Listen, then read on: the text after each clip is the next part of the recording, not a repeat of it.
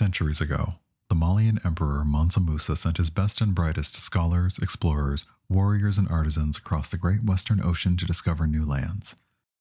They were never heard from again. Until now. Join creative director Tanya DePass as Invicta, the Hyanol Blade Keeper, DeejayKnight as Ikemba, the Musalian Biopriest, Michael Sinclair II as Ilay, the Misfits Lightbringer, Christina Arielle as Sila 919, the Musalian Biopriest, and Eugenio Vargas as the Storyteller, as they travel the stars, defend their homes, and treat everyone they meet luxuriously. Welcome to the Motherlands.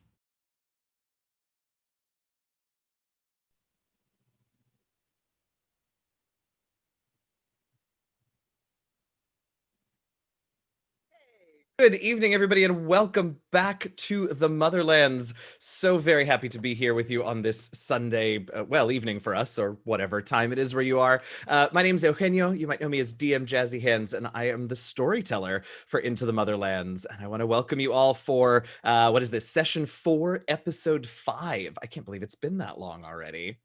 We're very excited to hop in, so let's go ahead and jump right into our housekeeping and go around and introduce our 4 fantastic players this evening. Let us know who you are, where we can find you on the internet, and who you'll be playing this evening. Let's begin tonight with Tanya, please. Yeah. Wasn't making the same mistake again this week. Hey, I'm Tanya, your creative director of Into the Motherlands. I also play Invicta, who is a Hyanol Blade Keeper. You can find me on the internet everywhere as Cypher of Tyr, and my pronouns in Invictus are she, her. Thank you. Yes, thank you. Good reminder. My pronouns are he, him. Let's keep going. Let's go counterclockwise tonight. So let's drop down to DJ. Oh, hi, I'm DJ. I'm glad I didn't get too much outside of oh, hi before I realized I was still muted. The joys of hearing yourself when you talk. I'm DJ. I'm space sci-fi streamer here on Twitch. Ikemba is my dude, Musalian Biopriest. My pronouns are he, him as well. Hopefully you're enjoying yourself. Thanks for coming to hang out.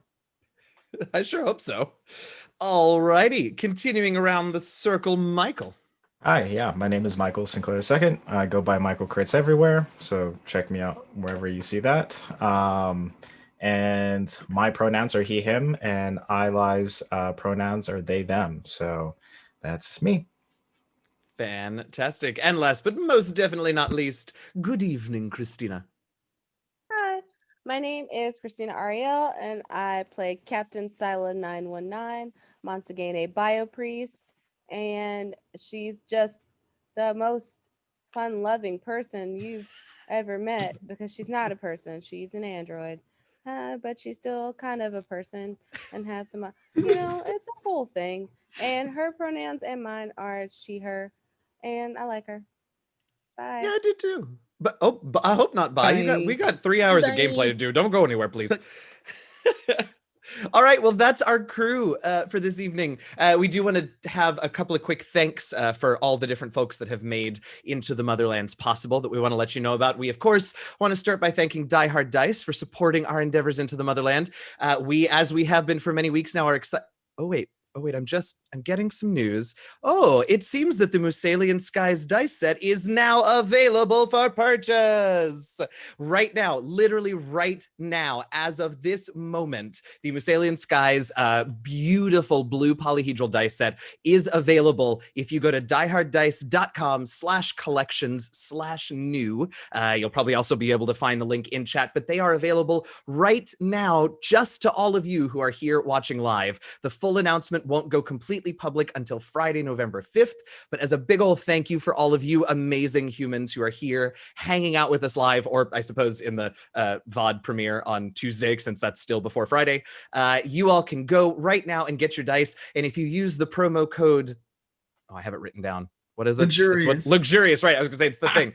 If you use the promo code luxurious, you can get 10% off of your order. So go get the Musalian Skies dice set from Die Hard Dice. We are so grateful to be able to work with them. And as a little aside, while you're checking out Die Hard Dice, we also want to tell you a little bit about one of our brilliant writer and developer, Gabe James Games, has a couple of dice sets out for the Avalor D10 project that have been released that he helped on. So if you want to support one of our developers, you might also grab one of those sets. I believe they're called Hunter's Moon and Wolf's Mane, and they're pretty lovely sets as well. So thank you, Die Hard Dice, and we're so excited to get those Musalian Skies dice out there for y'all. Yes. Next up, we of course want to. Oh, sorry. Was there more about Die Hard? We can talk about them all night because they're great. But I'm just excited. I am too. All right. Next up, we of course want to thank Blue Microphones for making sure that we sound good for y'all. They have provided all of us with these fantastic quality microphones, and we gave away one last week, I believe, a Yeti X, fantastic top of the line USB mic. And there are all kinds of different price points and quality mics that you can check out at their website, bluemic.com. So thank you so much, Blue Microphones, for supporting us. Of course, we want to be. We wouldn't be here at all if it weren't for the folks over at Cortex by Fandom. Our game, The Motherlands, is primed by Cortex, and they have just recently released their handbook for purchase, so you can get that. We've heard different things, but I know you can get them at local game stores, and I guess does anyone know, are they available for purchase online now too? I don't know, but I can check while we're talking. All right, well, we'll find out. Anyway, you can get your hands on those awesome books. So be sure to go check out that and all the different ways you can customize the Cortex system to give you your perfect gaming experience. And last but most certainly not least, we of course want to thank Twitch for being such a major supporter of Into the Motherlands, making this whole thing possible. We are very, very grateful to the folks at Twitch for giving this group of Black and POC creators the chance to not just make something, but make something in front of you all and share our creation journey with you. So thank you all over at Twitch for giving us the boost and helping us get here. Okay, I think that's all of our thanks for this week. Dare I ask, who wants to start off this week's recap? Wow, I like that nobody wants to talk. I can go. Okay, all right, Michael. Cool. So last week, the overall thing we were trying to get done was repair the water tanks flying through the solar storm that we had 2 sessions ago. It ended up doing some damage to the water tanks that we're trying to take to this planet. During the time that we were trying to fix those water tanks, we had a couple of flashbacks for 2 of our cast members. So we had first flashback from Silent 919 when they first kind of like woke up, knew that they existed, and they were trying to get some mentoring on their emotional intelligence and how to navigate that, and end up going through lots of their backstory or her backstory, and just seeing how Silent 919 got to be who they are today. The same thing happened with Invicta. We got to see Invicta's backstory, where she was perhaps having a hard day at her place of study, and that she was trying to perfect her techniques in fighting and had kind of a bad day. On that day, one of the Torch members ended up approaching her and trying to see if her talents could be used elsewhere. And we also got to see a little bit of vulnerability during that backstory for Invicta. And then we came back to the ship, the Listful Wish, and we had to come together as a team to help fix the tanks. We have 3 tanks, I believe, a little bit more than that, and that's exactly kind of what we need to fulfill and finish this mission. And that's kind of how we left off. There was at the end point, there was a little bit of spiciness between Invicta and Silent 919 last week. So that's my overview from last week. just a little bit. He keeps incredible, impeccable notes of our sessions and shares them with all of us in our meeting suite in between weeks. And the last line of his notes from last week are, in fact, there, quote, "There is some spiciness toward the end of the episode with Silent 919 and Invicta." So I'm glad that you phrased it that way again in this one. Welcome. I love it. Yeah. Anyone else have any details they want to add? That was pretty comprehensive, but if anyone wants to add oh yes, Miss Silent 919, by all means. Oh, I know you think I'm going to say the one thing, but I'm not. It's really just the fact that his little thing was spicy. And you remember that commercial where they were like, I'm spicy. That's like what's stuck in my head right now. So, yeah. And that was what I had to say. Really good. Yes. Yes, absolutely. Oh, now that's all I'm gonna think of every time I think of you and Invicta having a spicy moment is that commercial. Oh my God. All I can think of is, so you had a bad day. You know that song. Oh, yeah. That's like all that popped in my head when Michael was talking. I like that one too. I like it. All right, yeah. So spiciness with those two. We did manage to salvage enough water, and I will note that you did leave out the fact that Bertrand has offered to make dinner for everyone. Oh, as yeah. a celebration for your success. Both. Oh, y'all. We ain't even 15 minutes in and I'm just already tongue-tied. Oh boy. Success at navigating through the static. And then also saving the water tanks. So Bertrand has offered to make dinner for you all and has promised that it will include some Hothorayan delicacies, but he'll also be sure to acknowledge everyone's dietary needs. There will also be protein and other things. So I think that's where we begin. Is something tells me it is going to be a relatively quiet start to dinner, but maybe that's a poor assumption. Tell me about how this dinner goes. You all have the ship is now set to autopilot the rest of the way to Hothoray. There really shouldn't be there shouldn't be any more obstacles, at least as far as like natural occurrences or strange space, anomalies on the way. Should be pretty chill. So the autopilot's been set. Bertrand has gathered you all back after he finished dinner into sort of the galley area. And what are you all doing or talking about or not talking about, or set the scene for us, y'all? Might assume that we're setting the table. Yeah, absolutely. Because that seems like something that we should do.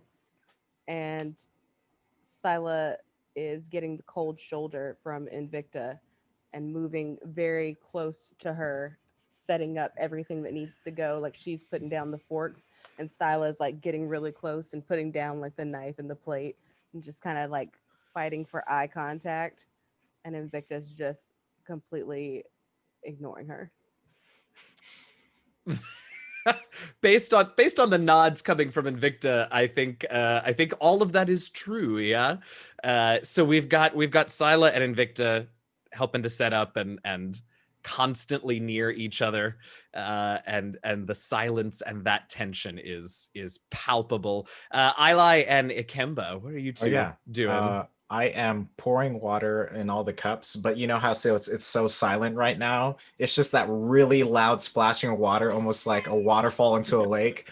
Like you've been to those dinners where you're just like, why is the water being poured the loudest thing happening? and I am pouring it and looking both at Scylla 919 and Invicta, and just kind of, I don't know if they'll see it, but there's going to be a slight, like a little tiny grin or like smile, just like knowing how uncomfortable this is. And like, at least I'm in charge of the water and I'm just going around and pouring that. I love it. Ikemba? Question. Oh yeah, go ahead, Invicta. No, go ahead.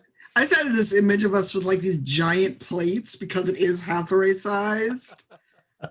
Oh yeah, I'm glad you mentioned it. I was gonna bring that up if no one else did. That everything that y'all are setting, including the water pitcher, which would explain partially why it's so loud, is that everything is two-handed, right? The plates, the utensils, the water, it's all two-handed. Oh yeah. I love it. Ikemba, what you doing to contribute to the preparation of this lovely group meal? trying to figure out how to do something with these pictures because they're gigantic. Just kind of looking at it like, how am I? What am I to do with this? I'm just like looking at everybody like, y'all don't have a problem with this? Like, y'all aren't confused right now? Like, am I the only one? Like, what? So he's just kind of like confused, but also just like kind of like resolved that it's gonna happen. And he's also just concerned because he knows and he recognizes that Bertrand never mentioned the specific proteins that he was going to be bringing for dinner. So he's just kind of concerned and worried and thinking it might be a salad night. There are so many things that could warrant that worry, and I just can't decide which one I want it to be. So that now worries me even more. Thanks. Yeah, good. I'm glad. Yeah, I love this sort of like, it is pun maybe intended, like no one but Ikemba seems to be acknowledging the elephant in the room, which is that everything is in fact elephant sized. But everyone is the other three of you, Bertrand of course is off in the kitchen, finishing up, so he's not here with you all, but the other three of you are so busy either ignoring each other or watching each other just so closely that it hasn't even occurred to you that like the plate is the size of your torso. Not quite, but quite large. I love it. So dinner gets set, and Bertrand, Bertrand calls out. Bertrand calls out from the kitchen that dinner is ready, and he begins to come out with a few sort of service drones also come out alongside him, and there are just plates and serving dishes and there are in fact only 5 of you, and yes, one of the 5 of you may be an elephant, but this is a lot of food. And the big centerpiece that Bertrand is carrying is a beautiful smelling, what looks like probably some sort of salad, although the leaves are very long and thin, and there is sort of this dark brown, sort of crumbled, if we were to imagine us here on Earth, humans, like sort of looks like maybe it might be croutons or bacon bits or something, but it's darker brown, sort of sprinkled over it, and it's got this lovely dressing. And the servitor drones also bring up plates that have fruits and vegetables, all sort of poached fruits and steamed vegetables, and then finally they uncover some of the protein things, and they look like these beautiful, animal protein meat roasts. It is entirely up to you all if you want to ask for the specific source of said protein. But anyway, they look nice at first glance, beautiful roasts, seared perfectly, covered in juices. And Bertrand sort of proudly looks at you all and presents his food and sees you all sitting in booster seats at this oversized table with ginormous plates and utensils and water glasses that, are almost as tall as you all sitting down are. And Bertrand just sets the salad centerpiece down on the table, and just this low sort of vibration, this rumble just sort of comes forth from him.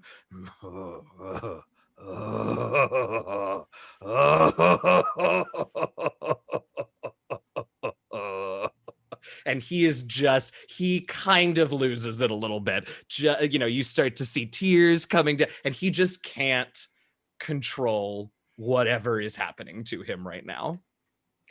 Emma kind of like pipes up and is like, "You seem quite excited, Bertrand. Would you mind explaining why you're so excited?"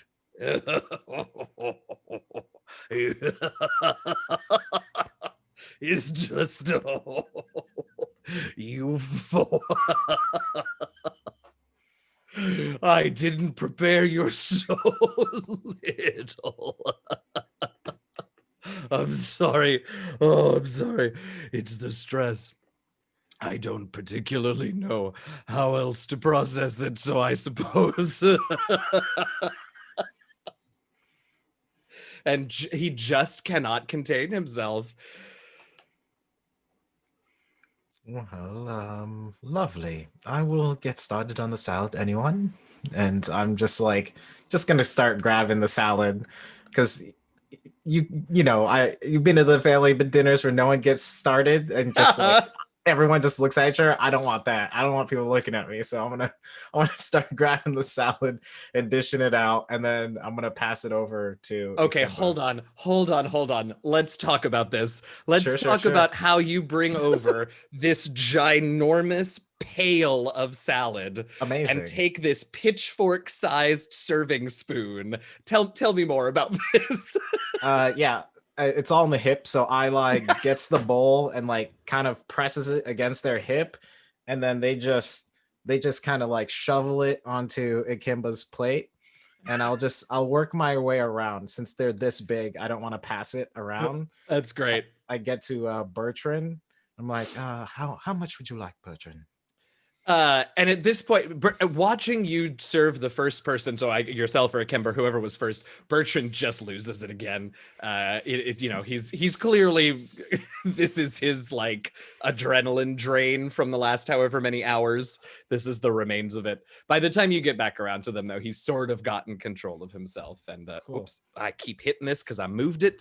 Sorry, y'all. By the time you get around to him, he's sort of he's controlled himself, and he does have to tell you no, more a few certainly. times.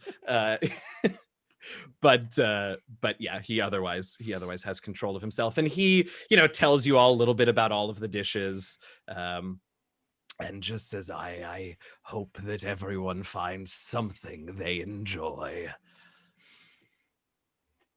Bertrand, I see that. I'm going to grab some of you. Deliciously see it. What seems to be meat there, but I am very curious what it could be.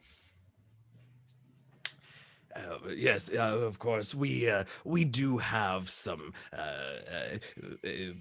livestock on Hathaway that we use for guests for meat on occasion, but I wasn't sure exactly how long I would be gone and how much provisioning I would need. So this I actually picked up at the Torch headquarters, re-provisioned the ship before we left. I told them to give me something that most people would like, and well, as far as I can tell, this, and he sort of he smacks a serving fork on the roast and says, this comes from a fascinating amalgam of several different types of popular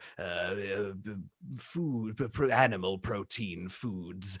I believe I was told there is a particularly popular game bird that has contributed to a bit of the DNA of this creature, and some herd bovines and various things. Surely, if you like any of the composite parts, the whole will be tasty. That's generally how flavors work, isn't it?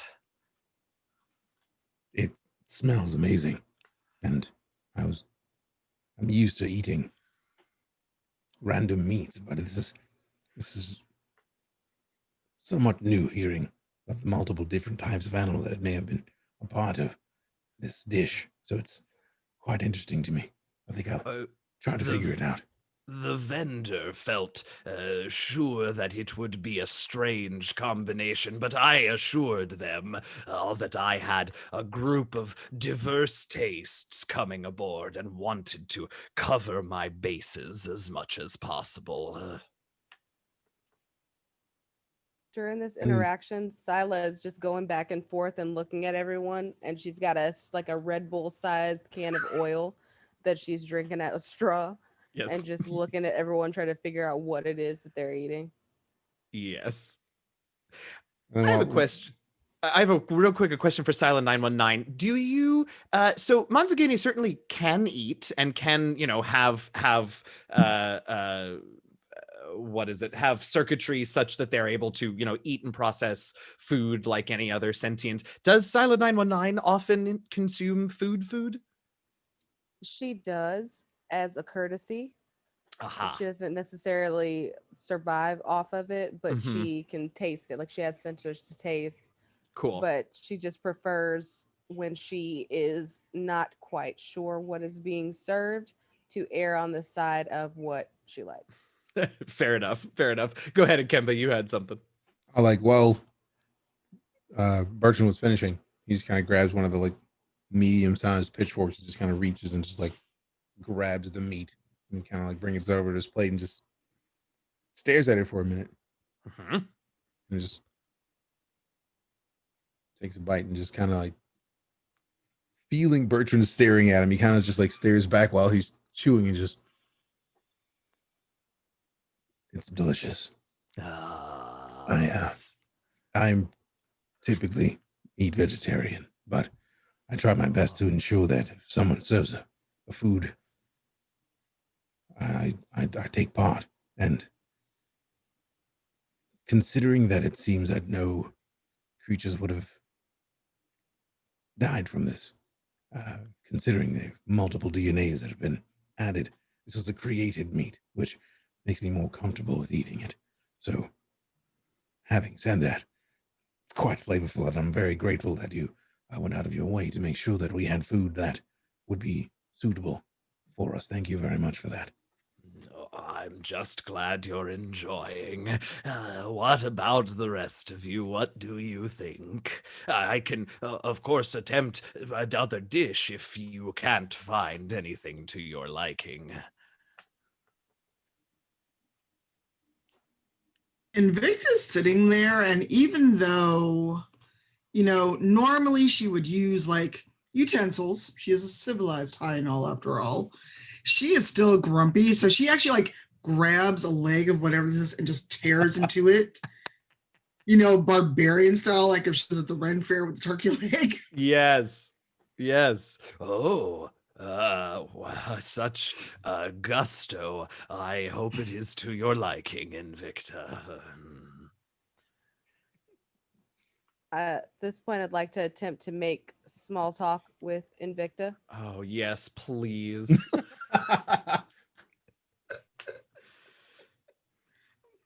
Just listening.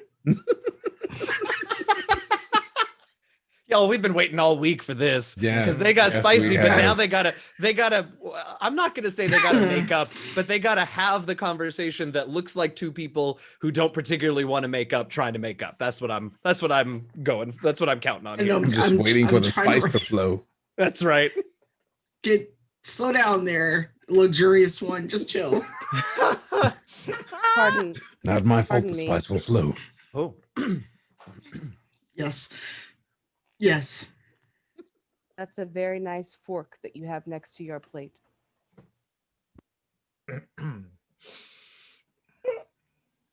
And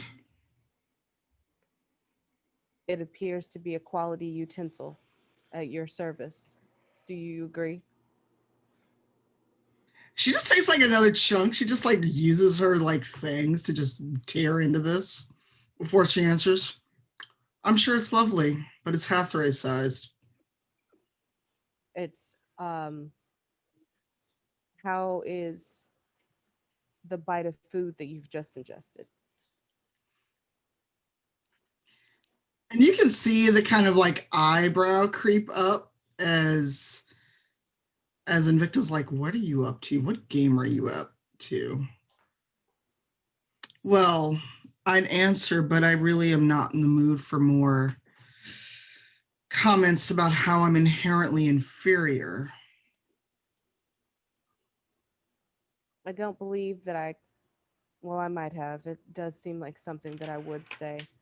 However, I am aware that you may be feeling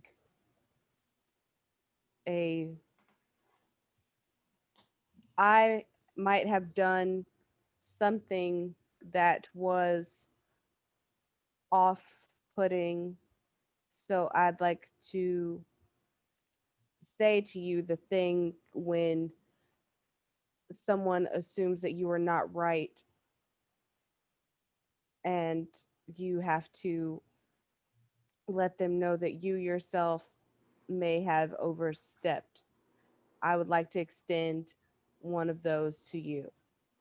You mean an apology? Um,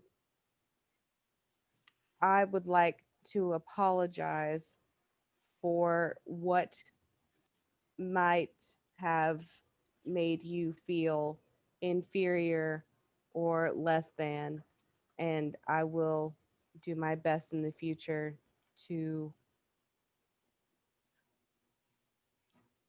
honor your feelings. I'd like to believe that, but I'll have to see it first. I am constantly updating, so it is highly likely that it will happen. I suggest that you update emotional intelligence, especially when dealing with a high and all. Emotional intelligence. As it currently sits at a 4.3, I will work on that in the future. All right. You have my sincere apologies, and I hope that you enjoy your next mouthful of food. As You your need captain, to it is work. my duty. You need to work on your apology. And also, like to- you appointed yourself captain. It was not a majority vote. Well, it did stick.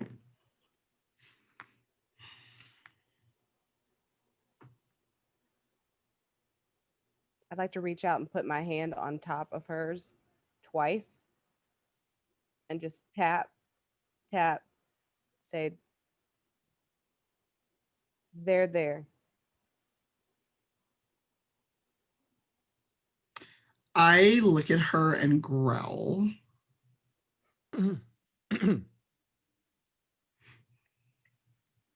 Is that your excited greeting? No, I don't like people touching me.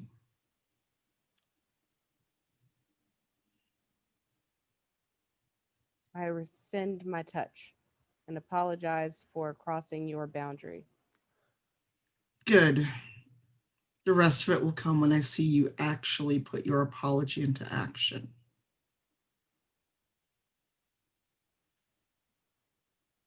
Very well.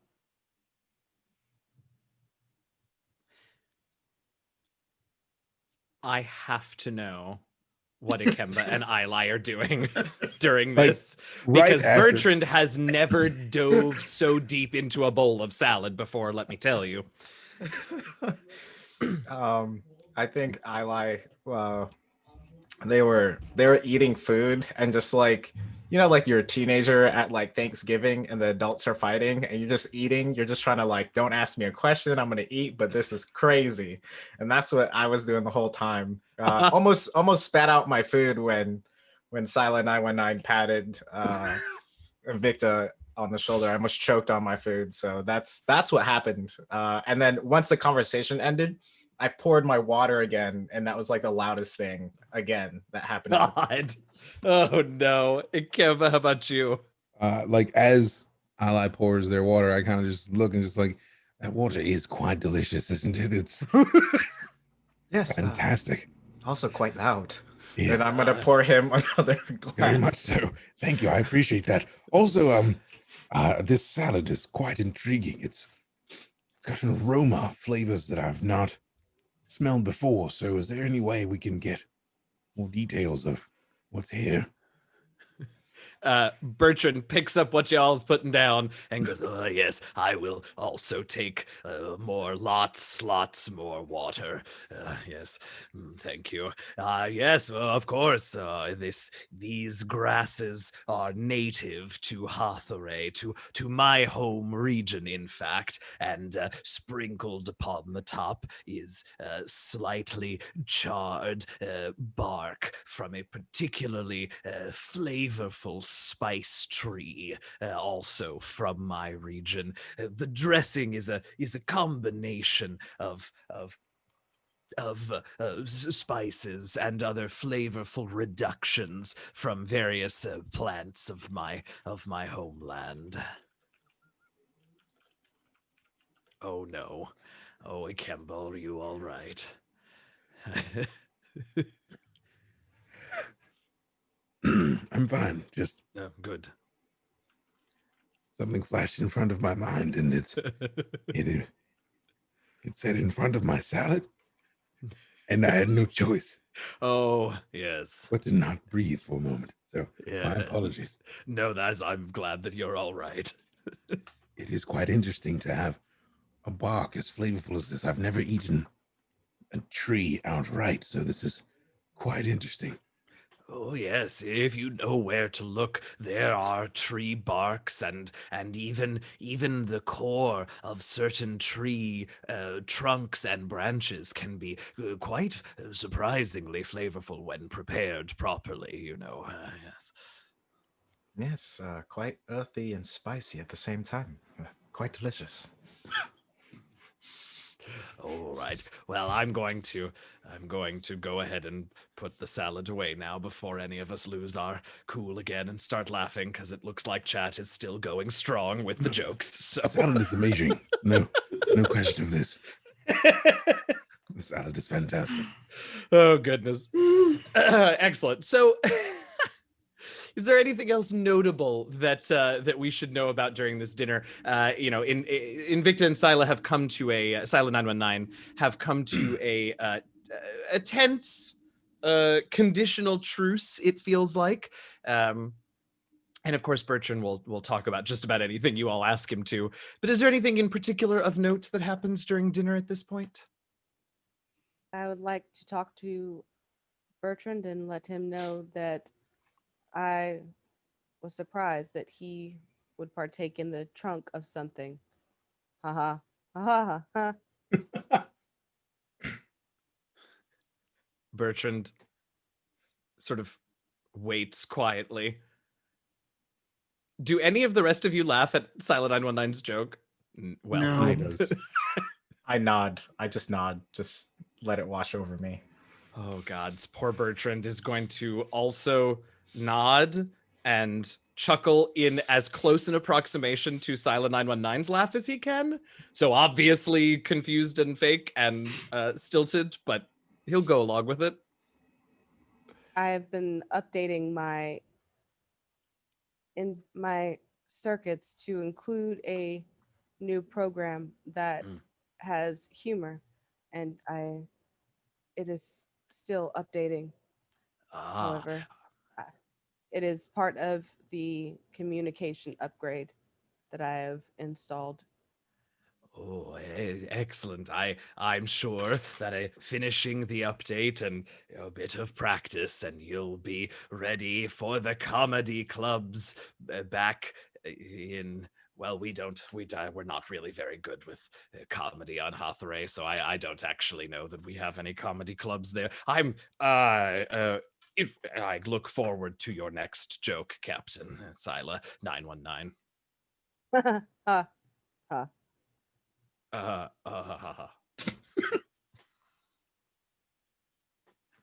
Okay, we got to end dinner, y'all. So a few more maybe somewhat half-baked misfired jokes and nods, sage nods and laughs later, and dinner breaks up. And as far as Bertrand can tell, you all have probably about 2 days or so of what should be fairly easy travel before you approach Hathaway and begin begin your descent there and your landing, so that you can actually get to the mission.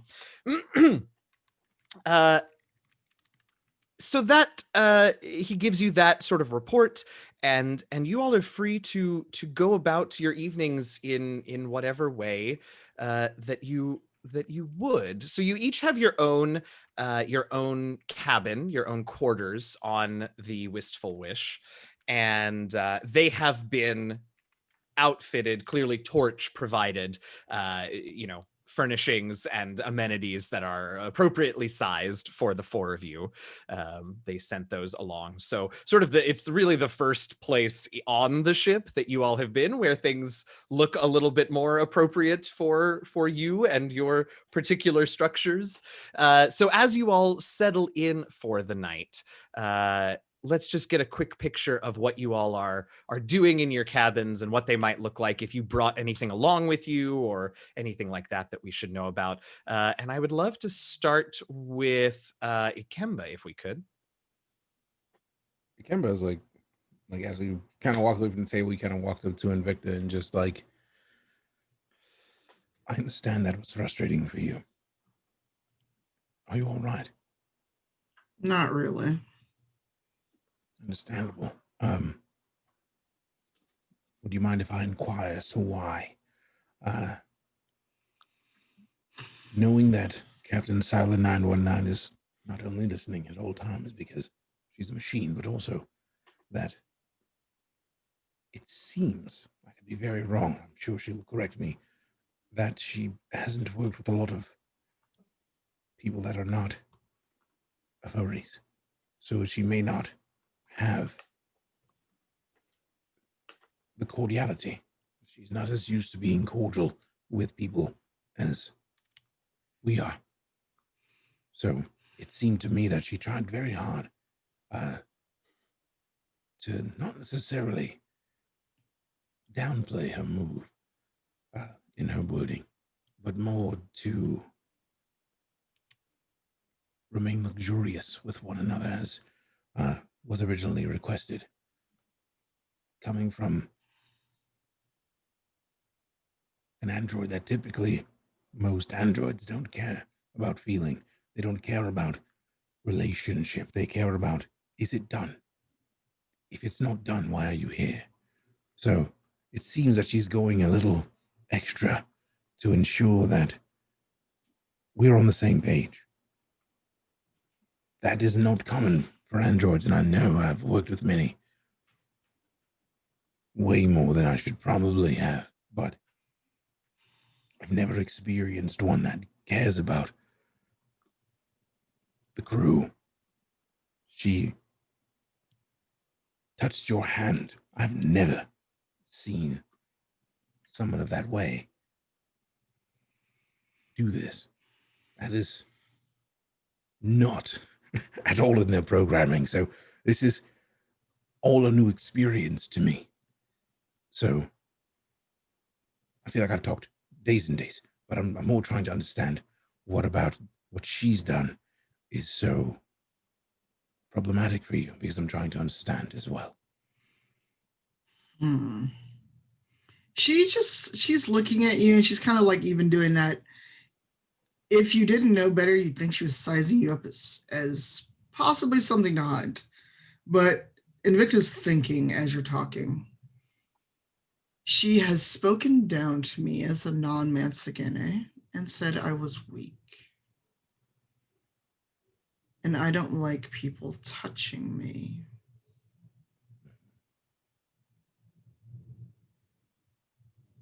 Are those the most egregious of her slights? Her naming herself captain and everyone going along with it when we are aboard Bartran's vessel. This is fair, but as for me at least, if Bertrand was resigned to this, as someone who is not captain, has no wish to be captain, if the person who is captain is more comfortable with someone taking their role, even if only briefly, who am I to stop Bertrand from doing what he's decided his ship should deal with? Yes, it's awkward, but we are aboard the Wistful Wish, which is his vessel. So if he's decided that her claim of captain is worth the mission, that actually makes me think more highly of him, because he is from the planet we go to. He is of the beings of this planet. He understands the needs of the mission And because of the need of the mission, he allowed himself to be taken out of a role that this is his ship. Do we know how long it's taken for him to get this way? Do we know how long it's taken him to gain the ship? No. But he stepped aside. And with that, I cannot comfortably say words to anything when that was his choice. I hope that makes sense. It makes sense. I just don't like seeing him pushed aside and his ship commandeered. When I learned to be a blade keeper, we learned to work together, not one person lording it over another. And the way that she has tried to be captain would get all of us killed in any other battle I've been in.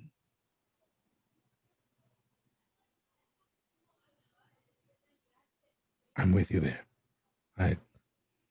Having been on many spacefaring trips, this could be something that could have wiped us all out. So I understand for sure. And I also understand where you're coming from. You've been slighted by someone, and there's no easy way to undo words. Once they're out there, they're there. And that's part of the reason I try not to talk, especially in situations like dinner. I was doing more laughing. It was all an enjoyable situation, but for you, perhaps. Exactly my point, which is why I try to not speak, because my positivity tends to have me laugh at situations when they're awkward, because in my mind, I see the resolution. Yes, there was an awkward exchange between you and Captain Silo at 919, who's probably listening to us now, but she's attempted to do something that I've never seen droids do. And again, I fully understand where you're coming from. I don't understand the Montegane part of it, as to how her not being Montegane called you weak upset you so. I understand anyone calling anyone weak. Obviously, there's a problem. But as someone who's worked with many of Silent 919's kind, I've worked with many droids. They view us all as weak. We have skin. If we are cut with the same amount of pressure as Silent 919 would receive, nothing would happen. Her nanobots would heal her immediately, if they even bothered to cut the surface. So it makes sense to me that they consider us weak, because we cannot take as much damage. So, again, I'm rambling. I'll shut my face. I'm more trying to understand what in the Montegane way makes it to where someone who is not a Montegane calling you weak is that much of a problem. And I'm truly just trying to learn. So I apologize if I've offended you in my line of questioning. So quick question before Invicta answers. Are we in my room, his room, or in the hall? I thought we were walking. Okay, I was just like, are we just I thought we standing? started walking and having this conversation on the way away from dinner. All right, I was just trying to figure out like where we were while this was happening.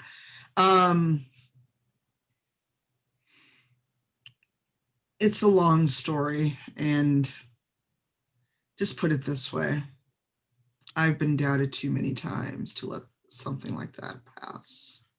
I've had to fight too hard to get where I'm at. To let someone who thinks she's superior because she's Mensagene call me weak. I know that to them we're just mere flesh bags and blood and liquid that we can't calculate as fast as they can. But one thing I am not is absolutely not weak. And for her to even tell me that it's a pity I'm not a Mensagene, that I can't repair myself or that my armor can't be changed at the blink of an eye. That just smacks of a lot of superiority that I thought I'd gotten away from. I dealt with enough Musagene who treated me as inferior simply because I'm flesh and blood. So it struck a chord, especially after all we'd done to save this ship. After all we'd done to make sure that we weren't just another bunch of debris among the stars on a rescue mission that any one of us could have taken for various reasons. I could have stayed home. I could have traveled to another part of the motherlands. I could have gone back to my family in Vitoa. Anywhere. But to have someone who doesn't know me call me weak, it was a deeper cut than even you could fix. That is very insightful, and I appreciate your taking the time to talk to me. And again, I apologize if I've overstepped in my phrasings. Just, I wanted to understand, and it is an honor to me that you would take the time and explain. No, I like you. And I like you as well. With that, my request for Captain Silent 919 to treat all of us luxuriously wasn't just for her. It's something that I live on a daily basis. At one time, I did not treat everyone as luxuriously as I would like us to treat each other. So,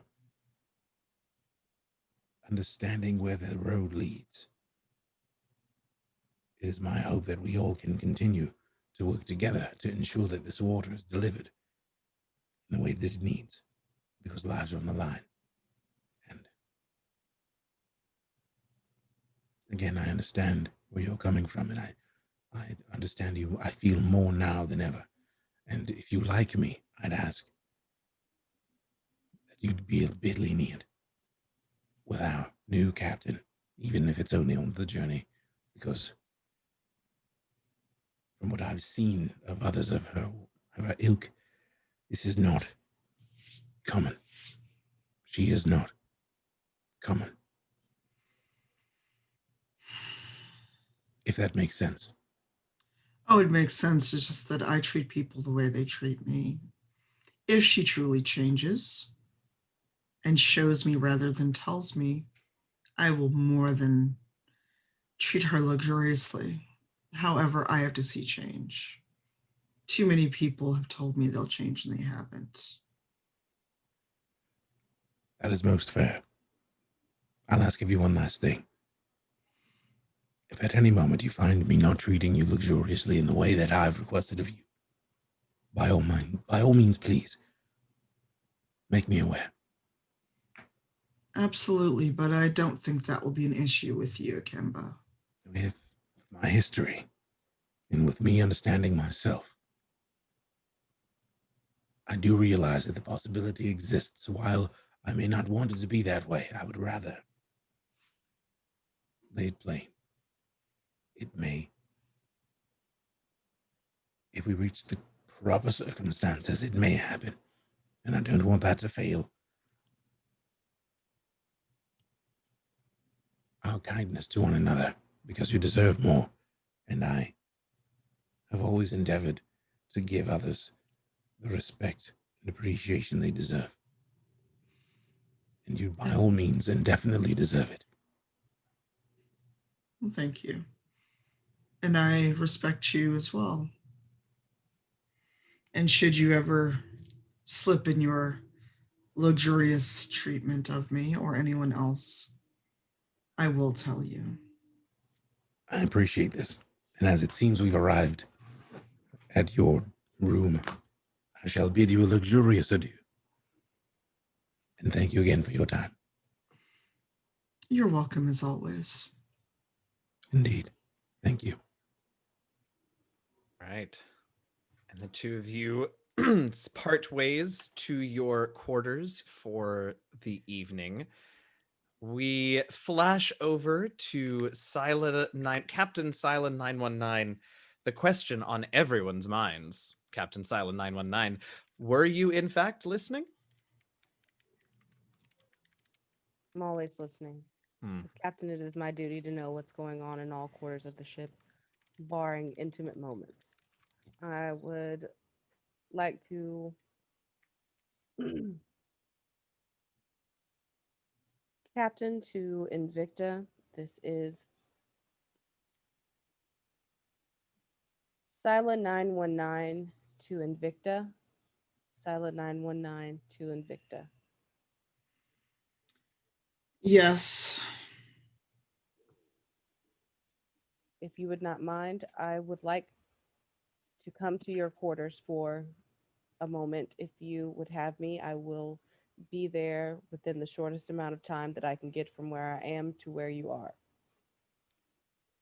And why do you want to come to my quarters? I think that it is imperative that we have a conversation by ourselves. If you simply insist, because I'm sure that if I say no, you'll show up anyway. I would not, as I am trying to respect your boundaries. Why I called and I did not just show up at your door. Very well.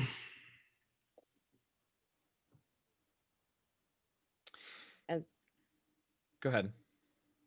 before Sila goes down to visit Invicta, she's going to stop and get items that she knows are synonymous with sleepovers. Oh. So she's going to show up with a nail polish and a wheel of cheese. And she's going to have one tiny bottle of alcohol, like one of the little like tester bottles. She's going to have one of those of whiskey. And she's going to come and have eyebrow curlers in her hair when she knocks on the door. Yes, those classic sleepover staples: cheese, whiskey, and eyelash curlers. Look, I said that sounded sarcastic, actually. If someone showed up for a sleepover with that, I'd be fine. Sila, let me ask you, and feel free to only answer as much as you want at this point. What is Sila thinking? What is the processing that's going on that's inspiring her to try this hard with Invicta? She knows inside herself that she was not prepared to take on the leadership. She knows that she did so out of insecurity versus actual know-how. Mm-hmm. And so as she goes on, trying to make sure that as much as she does not care what others think, she cares how she makes others feel. Even if she tries to ignore her own emotions, she knows that there's something about the look that was on Invicta's face that reminded her of something. So she's trying to make sure that she doesn't have to see that again or cause it. Got it. Yeah. I love that. After we found out a little bit about where her emotions and feelings and emotional intelligence came from last week, I'm just sort of curious what that growth arc is, because it's fascinating to me. Great. So yeah, I mean, you have the plans of the ship. You can get to Invicta pretty easily. As evolved as I am, I try to continue to evolve and not to stay in the exact same place. I love that. I have a key to your room, but I would prefer that you let me in yourself.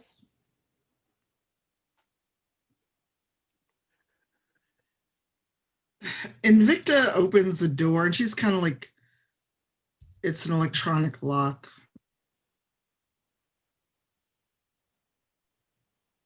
Would you I'm let sure me you into could your open room, it. please? And I choose not Invicta to. just waves over the door like, fine, come in.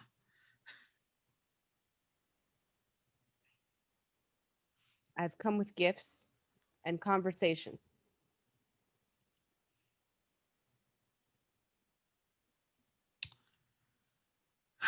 I don't need gifts, but you may sit and speak. It is the finest cheese that I could find aboard this ship. You do know that my people can't really process milk.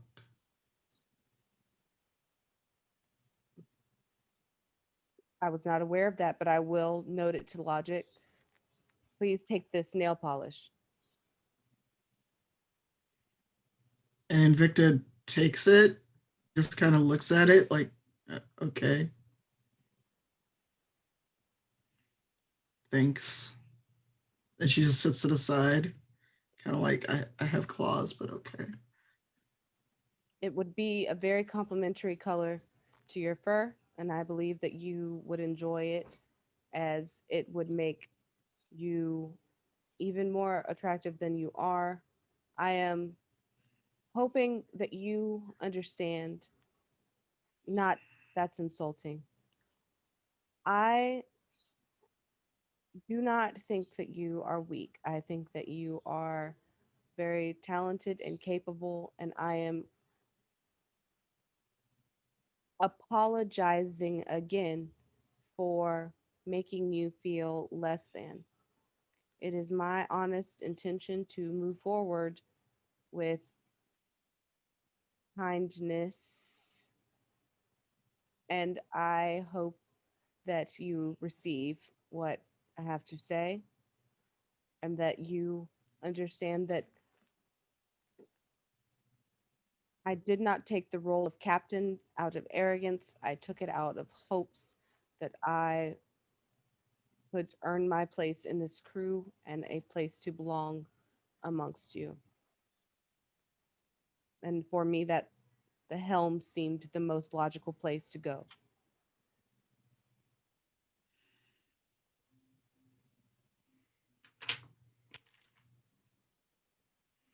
All right, so you thought it was the most logical place.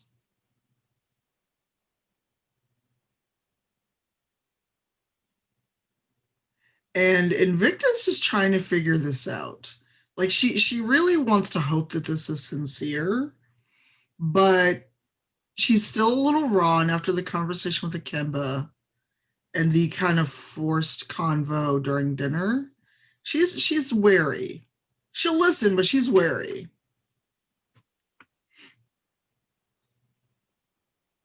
Scylla is going to pull up one of her braids with a brush attached to the end of it. Would you like to do one another's hair and have more conversation? We can get to know one another on another level, and you and I can be friends and not just crew members. Do you accept? No, I don't know where that brush came from. I'm good, and I wouldn't want to break any wires that are in your braids. Will you accept this whiskey? Sure. It appears And that I I am I do not intend to cross any more of your boundaries. So if you would like me to leave, I will attempt to do so without making you more uncomfortable. well, you're here, so you said that you wish to talk, but it seems as if finding the words are difficult. This is not my normal place or any of my people. So I'm not sure how it is that you communicate, and I'm trying my best to learn. This is my first mission. I have not had to interact much with people that were not Monthagene since the beginning of my existence, and now I find myself being told that I'm capable for a position, taking said position, and hurting feelings.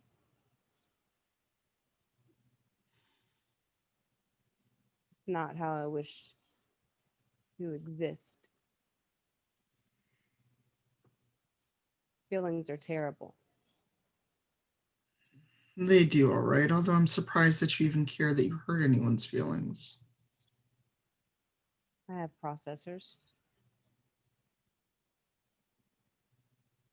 Well, you are a Mansagane. That's how you function. Yes. And I have tried to subdue the program that controlled my emotions. But I'm finding that the more I do so, the more off putting I come across. Well, emotions, whether we like them or not, are not something you should suppress. This is what happens. And also realizing others have emotions, whether or not you like yours, is another part of growing.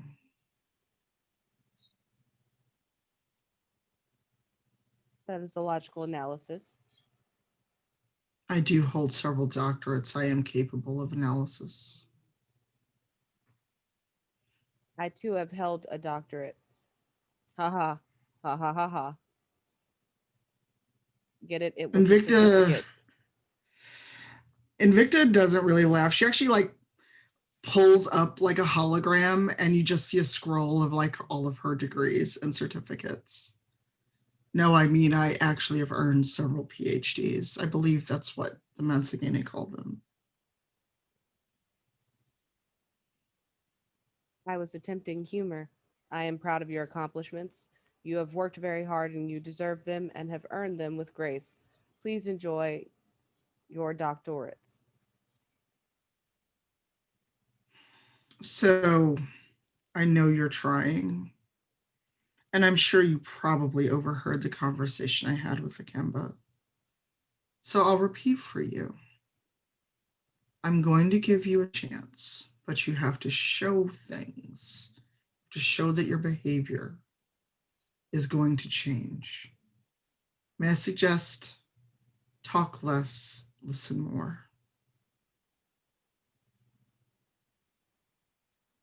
I listen all the time. It's one of my favorite pastimes.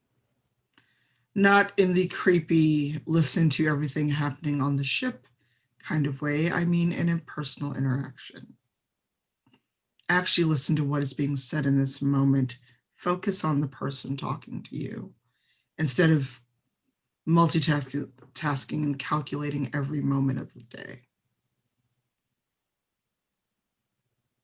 Paying attention to someone's emotions, their body language, what they say and what they don't say is the most important part of learning to manage your own emotions, how you respond, how you speak to people. Because you can say a lot of things, Sila, but until I see action, until I see you make a concerted effort, that's when I'm going to believe this. I know you're trying, which is the only reason I let you in my quarters. And you should thank Ikemba for that. He thinks very highly of you and knows that you're trying. There are many reasons why you're calling me weak bothered me, but I'm not ready to share them with you. If I ever think you truly care about others' emotions and can hear me, I may share that story with you one day. But your gifts are accepted. And I'll share the cheese with Ikemba or Ilay, if they enjoy such things. I will spend the evening updating my body language protocols. I will also work on my emotional intelligence as we move forward from this day. I will install the update. Be sure you back up first. Updates can break everything. I try to ensure that I update each morning, but I will make sure that this conversation is logged in my arsenal so that I will never forget. And I hope that you will enjoy sharing your cheese and imbibing your whiskey. It is from what I have been told, a Hyanal favorite, and I wanted to ensure that you had something that you appreciated. Good night. Good night.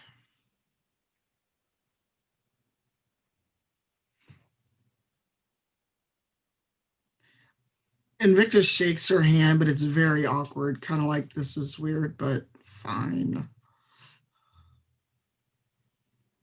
Thank you for the consent of the handshake. Enjoy your evening, and I will see you at a later date. You as well. Silent 919 leaves Invicta's quarters. Invicta, you've now had a chance to talk out a little bit what's going on between you and Sila with Ikemba, and then of course Silent 919 stopped by and you just talked to her. What's Invicta doing? What is she? And again, like I said with Silent 919, like feel free to not give us every single inner thought of Invicta at this moment if you prefer not to, but what's she thinking? What's she doing? How is she after these two obviously important and a little heavy conversations? How's she winding down her night before we go and see what Ilay's up to? She sets the whiskey aside. She's definitely going to partake of some of it. But she uses the ship's computer to find out where Ikemba's quarters are and goes to offer him the cheese. Perfect. Is Ikemba a cheese fan? Of course. He's all about the cheese. Yeah. And it is damn good cheese, I gotta tell you. You brought me an entire roll of cheese. That's I could eat this, but this will take some time. I'm sorry. Thank you so much for the gift. Wherever did you get it? Your friend brought it to me in an attempt to make up, not realizing that Hyanol really can't deal with milk. Understandable. The research I'd done, I'd found that Hyanol were not dog, no cat, but that's super intriguing. I'm very incorrect in all of my thinking, so thank you for enlightening me even more. I appreciate this. I have a lot Enjoy. I hope that I can. How did the rest of the conversation go, if you don't mind my asking? Strangely, she brought me nail lacquer and whiskey. Mm-hmm. So a traditional girls' night, as it were.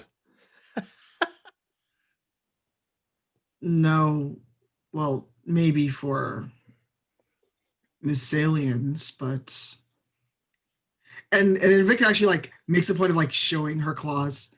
Kind of not useful to paint these. Fair. From what I understand of claws, those are only brought out when you would intend to show force. But if you look at the traditional Musalian ways, she may not have had the resources for Hyanol to understand what grouping up for a ladies' night might be. But I've always thought it standard for if you're going to spend time with someone and it's for the purposes of an attempt to bond. You bring food, you bring alcohol, and you bring beauty appliances of some sort. So I imagine there was something else other than the nail lacquer. But that's always been the standard as I've expected it to be. If she brought you those things, I'd imagine that it was an attempt to spend time with you as a lady and an attempt to bond in a way that we understand that she hasn't done as nicely, and as you've so eloquently placed it, her actions need to follow suit. But she has done some research in an attempt to be more friends than not. Well, if she actually follows what she said, I'm sure that eventually that could happen. She also wanted to do each other's hair. That is also a part of the Ladies' Night ritual. Doing someone's hair. Like, of course, I'm not a lady. I don't know the exact specifics of this, but someone doing your hair, you're placing an inherent trust in them to not make it look horrible. So, in my guess, the attempt that she was trying to make was how did she intend to do, like, brush your hair? She pulled a tentacle out that had a brush on it, or her braid, the metal things that come out of her head. Think of it this way. If you wanted to do something with your friends and you had no actual tools because you're on a spaceship in between one place and another, and you had the ability to create something to do a thing, all it is she tried. She pulled out a braid that she has the ability to do whatever she likes with and wanted to do your hair. She's just attempting to be friendly. I am probably the worst human being because I'm not a lady. I don't know the specifics, but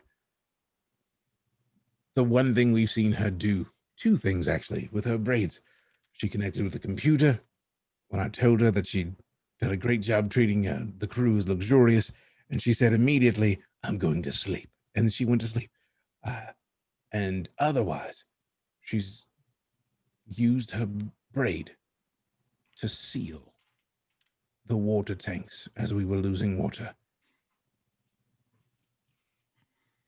She only uses her braids, from what I gather, when in situations in which not using the braid could be a problem. She's trying.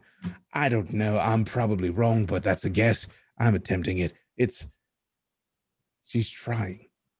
And I think that is the key here. She is trying. She's not doing as fantastic a job of it as she would like, because obviously you need to see proof of her attempt.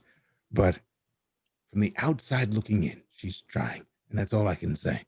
Because, again, I'm not a lady. I'm not trying to make it seem as if I understand everything about it. But you're being a Hyanal. My being involved with ladies that have lived life. I've seen ladies' nights before. Not to the way of actually being there and experiencing them. So I've only gone off of external words. But when you get back to your quarters, if you want to look it up, I would suggest it, because I guarantee I'm leaving something out or I'm failing to explain something. But either way, she's trying. She's attempting. She wants to not have you hate her, but also to not be hated. Well, I know she was trying, otherwise she would have lost a finger had she just attempted to brush me like a common house cat. Very fair. I just told her no thank you, because one, I have fur and it is very well groomed and well cared for, and two, I shudder to think what her protocols would tell her she should do to a Hyanal's fur. I know she was trying, which is the only reason I let her into my quarters after our chat. And as such, I'm bringing you the bounty of this cheese, as if I eat it, it's going to be a very long 2 days for me and unpleasant. I understand. Please do your research, because I feel like I've already sent you in a direction that is a failure when it comes to the ladies' nights. But I stand behind my belief that Captain Sila 919 is only trying her best to be a friend. Did she actually say the word friend? As if it was going to choke her, but yes. That seems about as it would for Monzagene. With an android mind, that there's no way to truly have friends. So she said friend. That's actually, that makes her even more different than every of her kind that I've ever experienced. So I sense your frustration. I will shut my face. I appreciate you, and I hope that we both get to see her actions prove what she's attempting very soon. I'm not frustrated, friend. It's just, I don't want to say cute because you're a man fully grown. I don't want to call you cute. That's infantilizing. Not in my opinion. Thank you. I appreciate it. It's honorable and adorable that you're trying so hard to get me to see her point of view. It's only because I haven't had the opportunity to discuss anything with Captain Silent 919, but I have gotten the chance to speak with many Musagene, and her ways are very different from the others. So I must, especially considering she's the captain and probably listening right now. With her being the captain, she's trying to ensure our safety. She's trying to ensure that you at least have a cordial relationship. All of the Musagene I've dealt with are two ways, both of them heavily logical. One was, have you done it yet? And the other was, why haven't you done it yet? With whatever task they've given you. So, I am just as enthralled with the entire situation as everything else because it's very different from what I'm used to. But again, I'm rambling. I'm sorry. I'm intrigued. I like to learn. This is all enlightening to me in ways that I did not expect it to be. So thank you for helping me to learn. You're welcome. Enjoy the cheese. I'm going to go at least partake of the whiskey she brought me and if possible, sleep a bit as long as nothing else tries to explode tomorrow. Sleep sounds like a great idea, and I hope you enjoy your whiskey. I shall. Indeed. Sleep well. As shall you, I hope. All right. Came to deliver some cheese and got the full rundown on Musalian ladies' nights. So really, it was a productive trip down the hall, I gotta say. It was a hopeful explanation of ladies' nights. I loved it. Might have been a little bit of a mansplaining situation, and somebody's going to correct it at some point, and I can feel it in the story. I look forward to that. It's an attempt to let the team know, Yeah, I got you. All right, so Invicta heads back to her quarters and has a bit of her whiskey, it sounds like. Yes, she enjoys the whiskey and begrudgingly admits that it's good. You can take solace in knowing that she picked it out, but Bertrand was the one who brought it aboard. So, yeah. All right, and then of course we have Ilay, who has gone back to their quarters, and at least as far as we know so far, has not gone, cabin hopping to say hi to everyone. Like I don't know about you, but our experiences working on ships was very, very different, but that was definitely a thing we used to do every time we boarded a new ship. Anyway, but I love a cliffhanger, so we're gonna make you all wait on Ilay's moment over in their quarters, because we are just about at the halfway mark, so we are gonna go ahead and take a brief little break. All of the team and all of you who are sitting there watching, we so appreciate you. Get up, stretch, grab some water, grab a libation, go to the bathroom, take a bio, whatever you need, but take care of yourself on this little break. We're gonna be showing some art during the break like we always do, so enjoy that, and we will see you all in 5 to 10-ish minutes. So don't go anywhere, except to get up and stretch, and we will see you soon.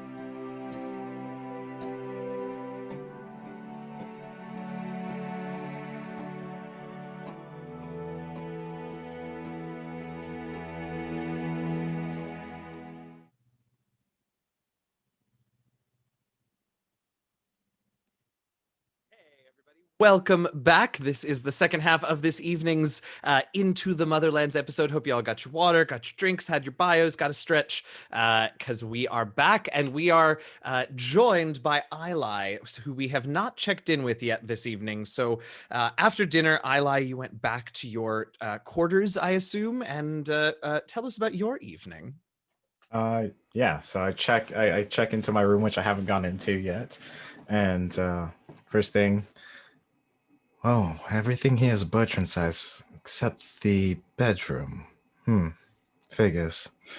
And I'm going to go into my rucksack and get a blanket from back home, just a traditional made blanket, and I'm going to lay it over the blanket that I assume that they have there.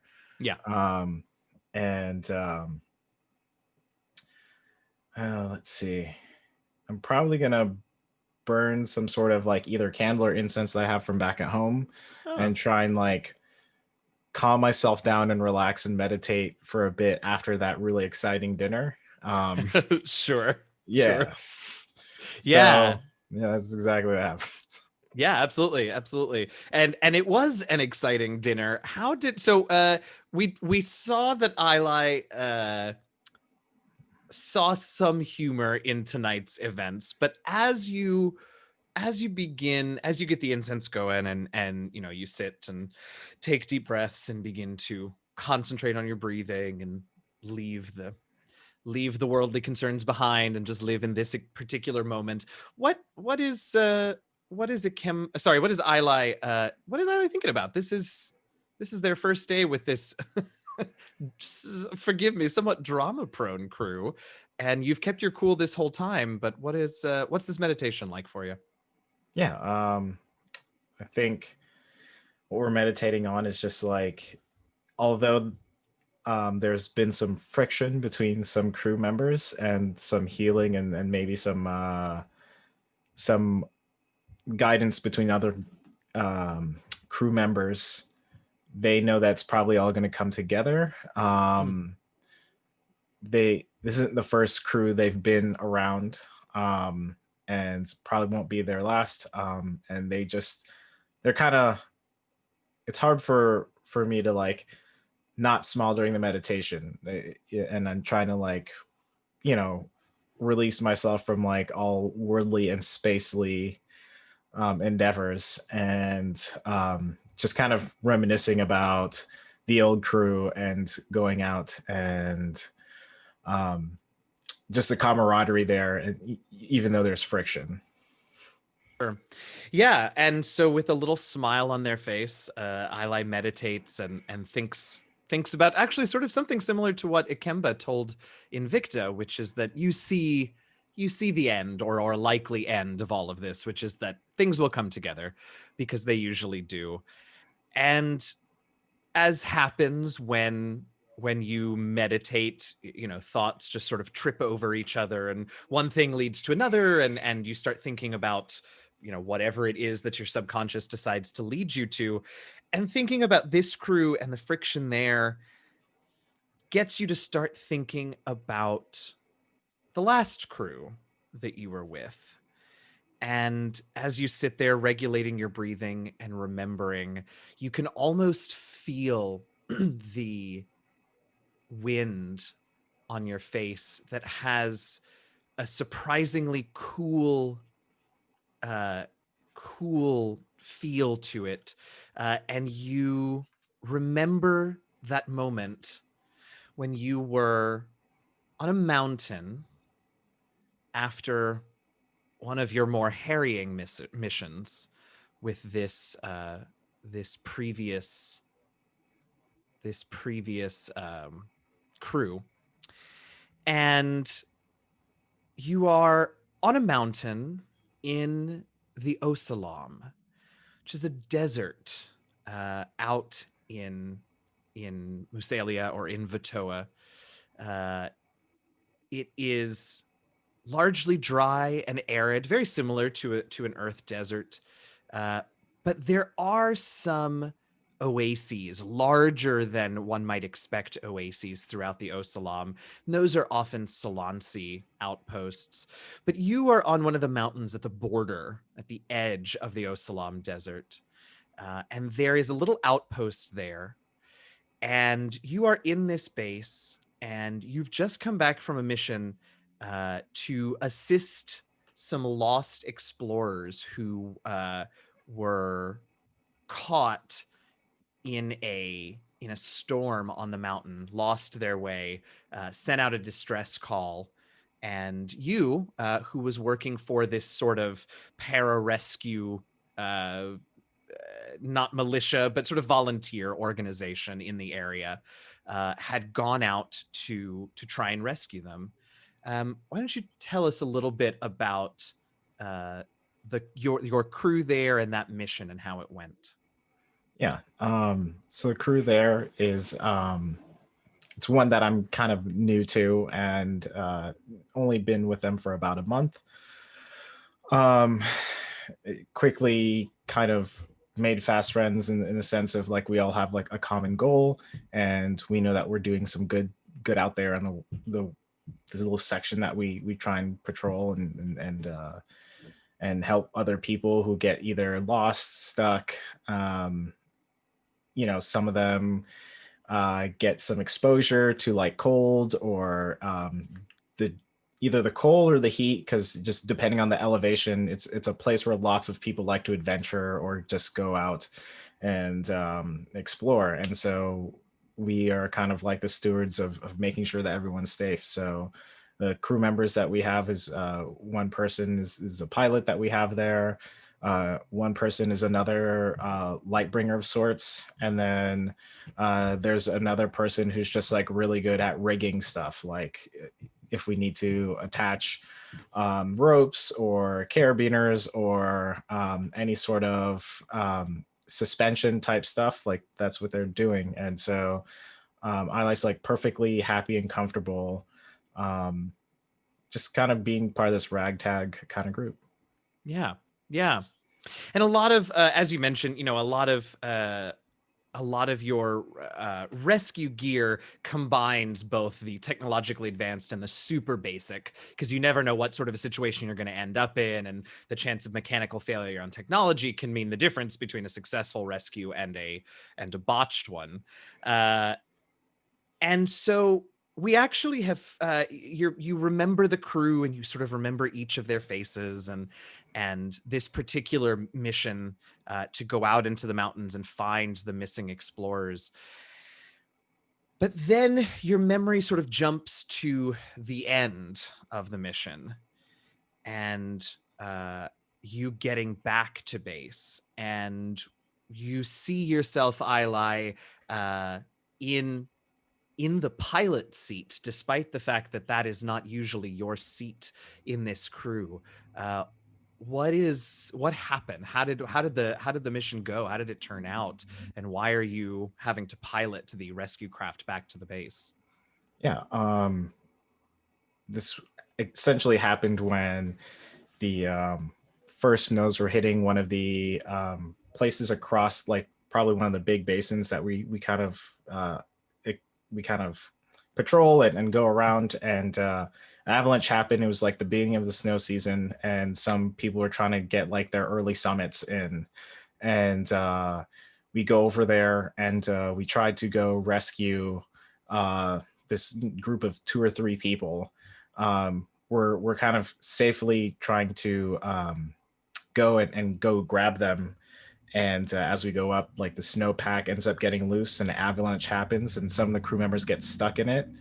Ilay was able to essentially pull their little rescue device, and it inflates, and they get up, and they try finding the other crewmates. They're successful. The pilot comes from their helicopter down the ways, out of the ways, and also tries to help with rescue beacons. And another avalanche hits, and throughout it was just like a very long, arduous day.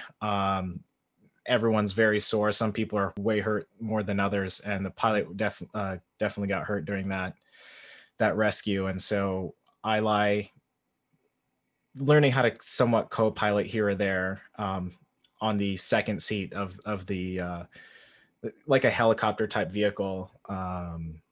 They ended up having to pilot their way back because the pilot couldn't really focus in on what they were doing on their way back.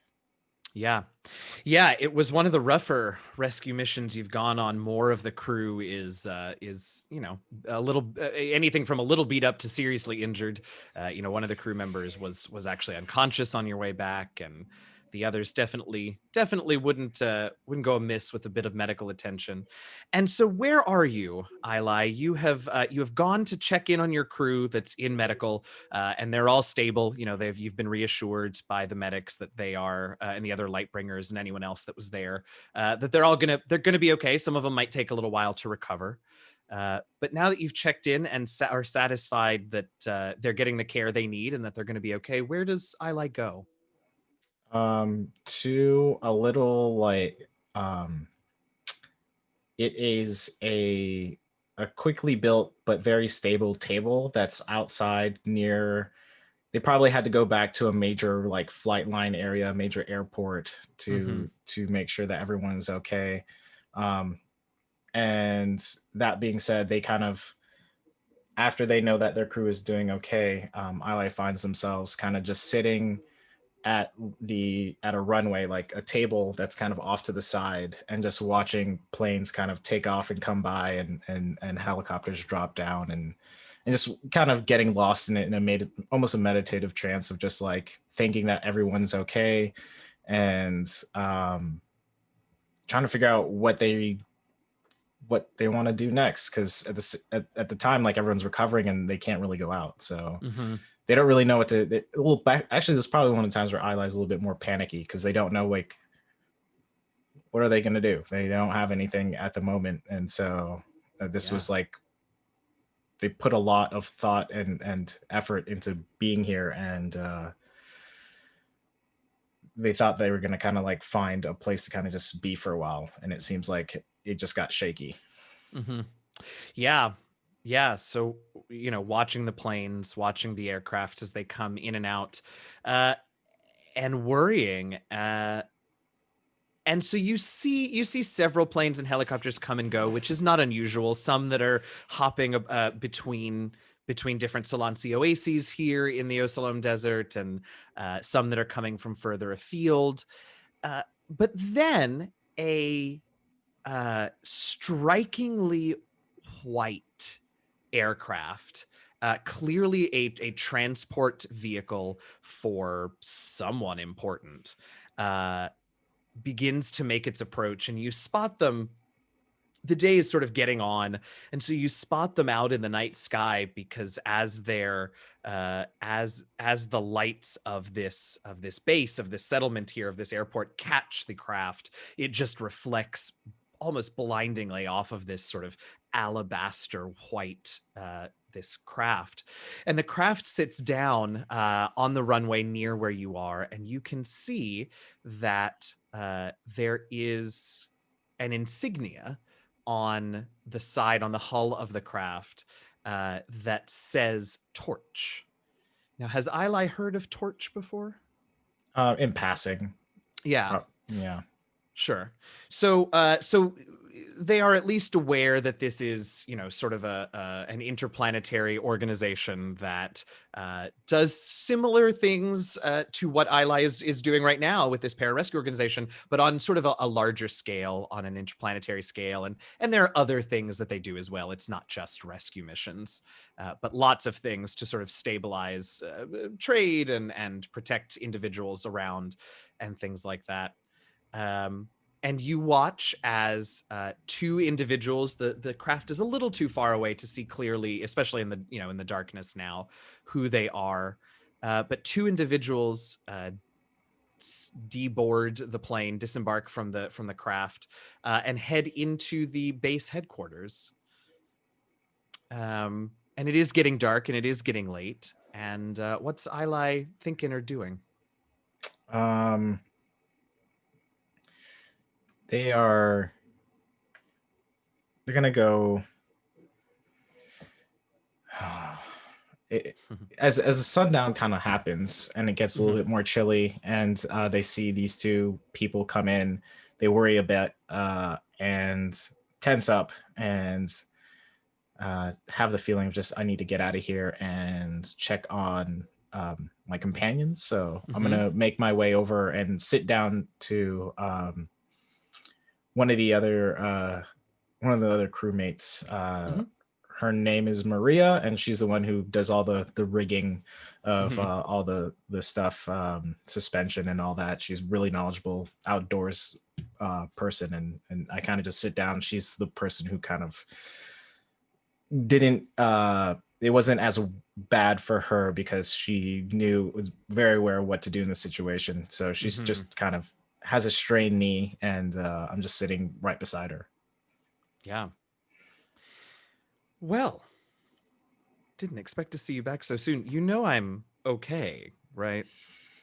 Yeah, just I had enough of the flight line. It seems that there's some weird people who came in and looked at me a bit strange, and I mean, I know sometimes people look at me strange, but just one of those things. When we've been outdoors together for a bit now, and people just they look at people like us who've been out for a bit, and I just can't. I just can't. Just felt uncomfortable. Just had to come back to you. Why, Ilay, I don't think I've ever seen you so out of sorts. Are you okay? Should I call the medic? Do you need a bed? Is No. that really what this is about, Ilay? No. I don't know. This crew fastly became family. You became family, and it seems that we're going to be out of sorts for a bit. I don't know what we're supposed to do next. I don't know what I'm going to do next. She says, I mean, you're allowed to rest. You're allowed to take some time for yourself. I mean, the rest of us are being forced to, but it is a choice you could make as well. I like to keep busy.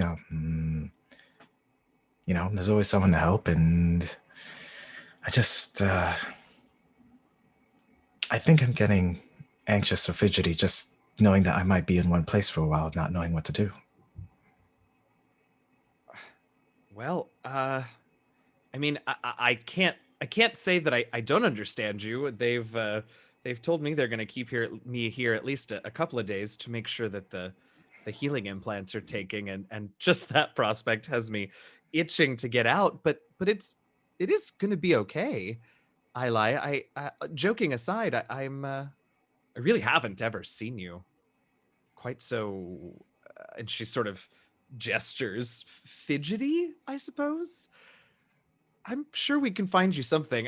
Heaven knows, Commander Taj will have something, even if it's not out on missions, something to keep you productive, I would think. I was just finding, a balance of sorts, of a belonging of sorts, and this was nice. It was something that I didn't have to worry about such a big community. You lot were a small community, and the people who we helped, we definitely gave them balance at the time that they needed it, and it was just small things here or there. Everything feels a lot bigger now that, well, I'm gonna be sitting it out for a while. I mean, I guess that makes sense. We have done a lot of good since we started together. And at this point, you see Maria sort of, her eyes go to someone behind you, which is where the entrance is. And she looks a bit confused. And as you turn, you see a Musalian man walk in a white uniform with the torch insignia on the chest, and he looks about, and speaks to one of the medics that's nearby, gets a medic's attention and asks, and you see the medic point at you, Ilay, and this Musalian man nods and begins heading towards you, and Maria just smiles and says, so much for having to figure out what you're going to be doing. What does Torch want with you? I don't know. I've never talked to anyone from Torch. I don't know why they're... I always knew you were a secret agent, Ilay. I knew there was something about you. Certainly not. Agent. She laughs and says, one day I will be sarcastic and you won't think I'm serious. Oh, well, call it the nerves. Fair enough.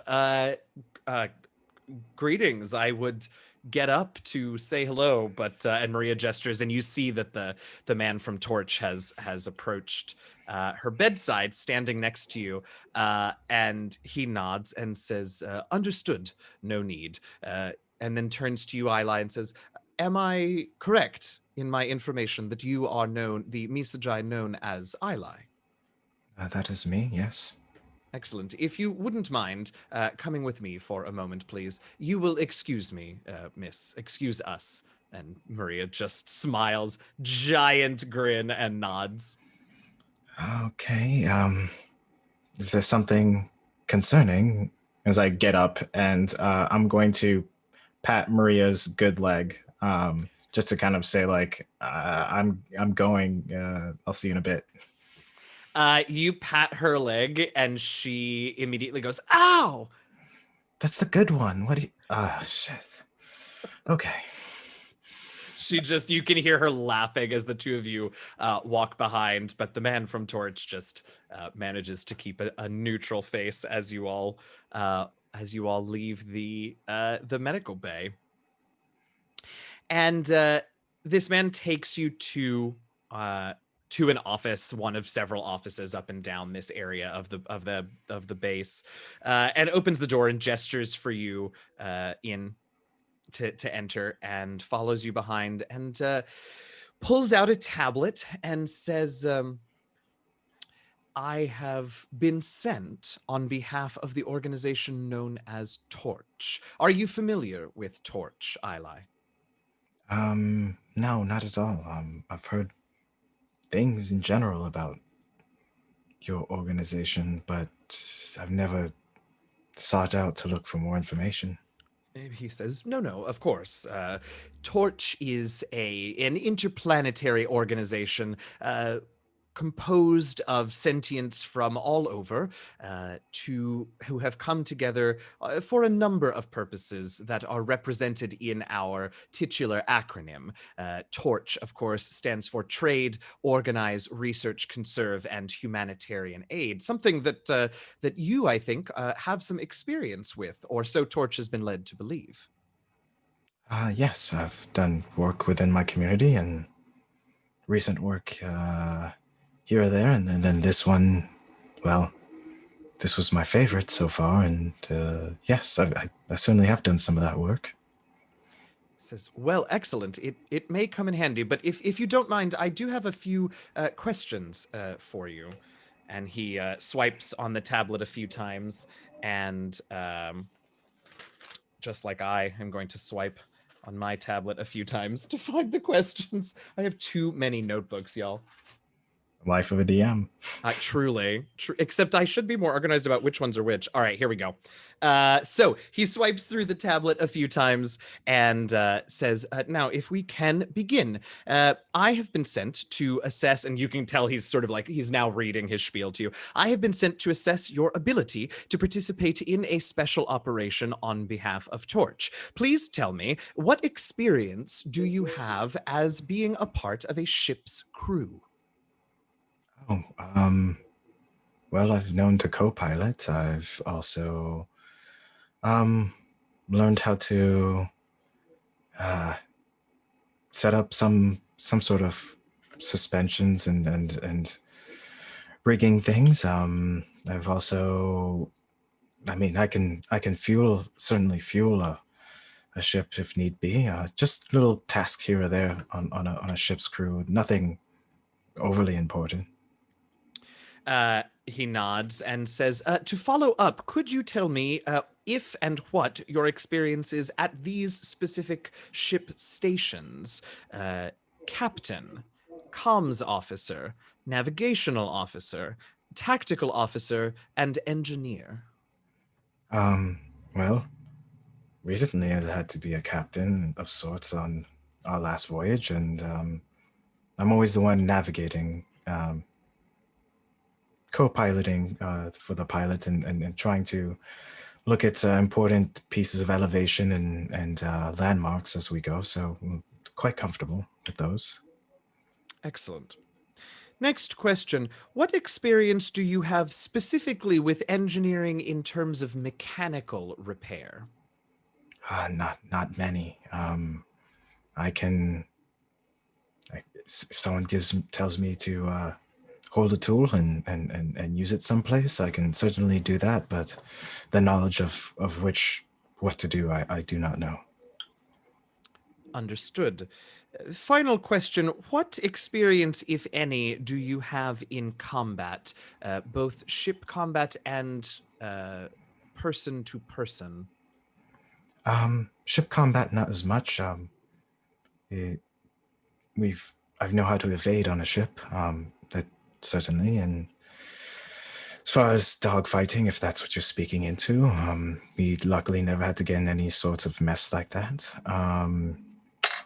Person to person, I can take care of my own. I've certainly had to wrestle with and fight with people who did not want to be helped, or people who got in my way, who I needed to go help somebody, and defending my patients from getting hurt. So certainly, I feel quite good at face to face. Excellent. Fantastic. And he makes a few notes in his tablet, swipes something as if he's sending away a report or something, and just sort of stands there for a few moments in silence as he waits for a reply. And after what feels like perhaps an eternity, was probably less than a minute, but felt like forever, he receives something back. His tablet chirps, and he has a look at it, and he looks a bit confused. And he says, interesting. This is an unusual request, but would you mind showing me to a Commander Taj? Sure. Yes. He's this way. He's kind of rough at the moment, but yes. Follow me, and I'll go ahead and show them to Commander Raj, who's at least able to speak, but trying to rest most of it off. Yeah, definitely. And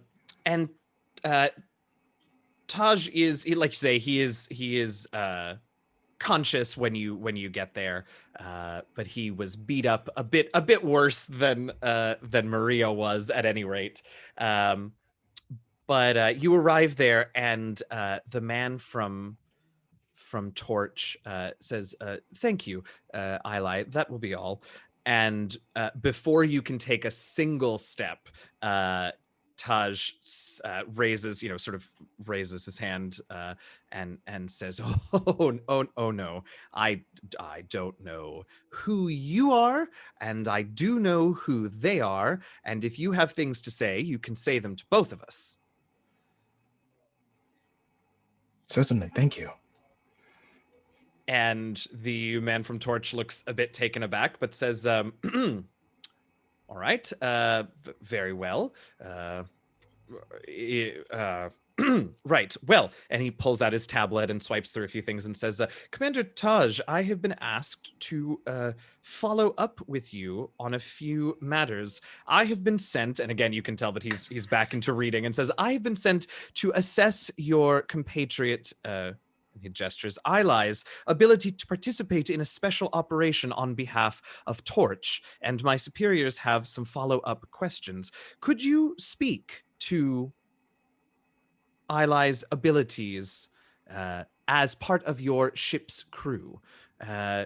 I will be, and he keeps eyeing you, Ilay, because he's obviously very uncomfortable having this conversation in front of you. So he keeps sort of glancing at you, and says, there are some there are some concerns that Ilay may not be as experienced as Torch would like in certain specific areas, though obviously a capable pararescuer. Right. Could you speak to his capabilities as crew? There, my mistake. There, you can tell he is just deeply flustered by having to ask questions about you with you there. And he says, yeah, that, yes. And Commander Taj just says, well, I don't really know what you want me to say. For starters, I wouldn't be here if it weren't for Ilay. Second, I don't know what they told you, but it's almost certainly an understatement of their capabilities. They are one of the most capable crew members I've taken out on rescues here in this region, and I don't know that I need to specify anymore unless your superiors really insist upon it. I'll just say they would be fools not to hire him, not to hire them. Well, it seems like everyone's flustered, and everyone has been going through a lot. But yes, Commander's certainly right. I did help a lot of the crewmates escape that last one. It was definitely scary on that one. And I'm gonna look back at Taj and Maria, just kind of like remembering the craziness, the way that we got over here. It was just, a very scary way. Yeah, and you catch Maria in like sort of an instant where as Taj is, particularly when he says, we wouldn't be here if it wasn't for them, you sort of catch Maria. She obviously has some traumatic memories of this mission. But once she catches you looking, Ilay, she immediately just puts on a giant grin, sort of mouths at you, something to do. Yes. Well, I know I said a lot of small things have got us here, is what I'm good at, but all those small things are some of the parts that which make me. And on paper, it doesn't maybe look as much, but when the pressure is on and someone has to make a lot of decisions quickly, I know that the crew looks to me, and for the past month or so, that's what I've been doing. And he sort of nods, and the man from Torch nods and says, well, this has been most informative. I will send off a report if you wouldn't mind rejoining me in the office. And thank you, Commander Taj, for your time and your frankness. And Taj just sort of waves, you're welcome, and gives you a look like, go get him, and lies back down. Obviously, the interaction, though he was mustering as much of a bravado. Am I saying that word right? Now my brain is turned upside down. Bravado? Bravado. Thank you. I was switching syllables. Thank you. Bravado. Much as he mustered the bravado for you and to try and talk you up, Ilay, Taj was obviously exhausted by it. He does need some time to recuperate. Before I leave with them, I'm going to thank Commander and say thank you so much.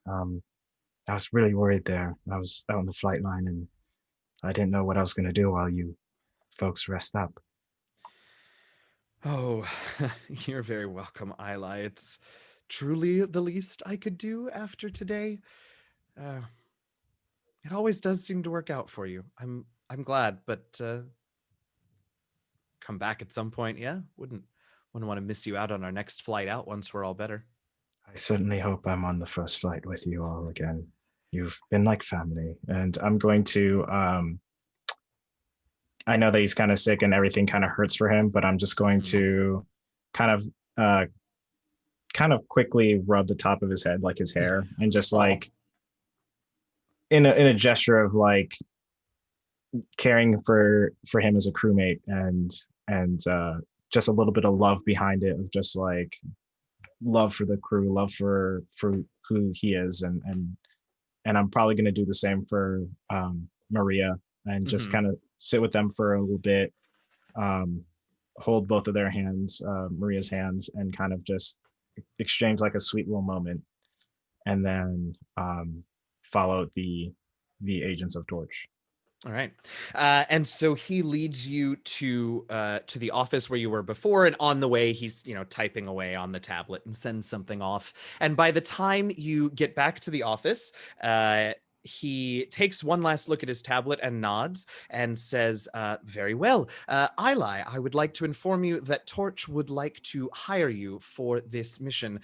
You are expected to, should you accept the offer, report to Torch headquarters in 3 days' time. Transport will be provided, and upon your arrival, details of the mission will be given to you in full. Have you any questions, or can I tell my superiors to expect you on the transport in 3 days' time? Certainly no questions, and I would imagine that no one has any problems or quarrels with the Misajai. Sometimes people can maybe take a step back, but most people seem to be very well with me. He says, understood.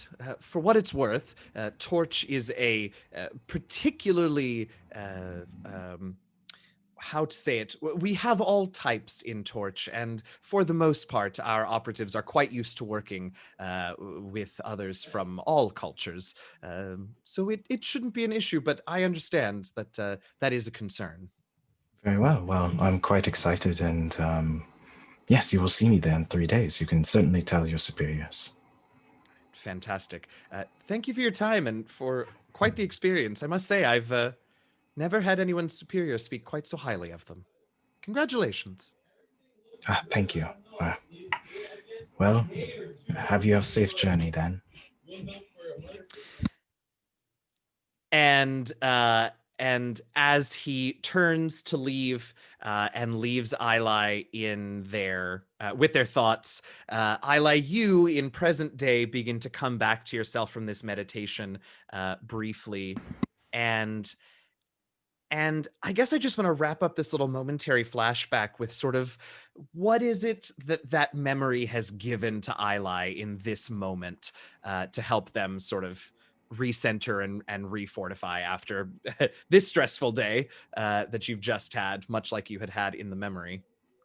Yeah, they're just going to bring out their little memento after they remember that. And Ilay has like a small little carabiner, like a really tiny one that they have on their necklace from Maria. And they also have like half of a smoked cigar from the commander, but it's like cut so that the part that he used doesn't smell as bad, but just the smell of the general cigar just makes them happy and brings them back to kind of a place where they find balance.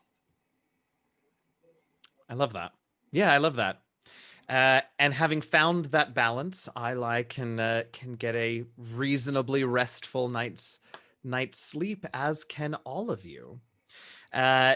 So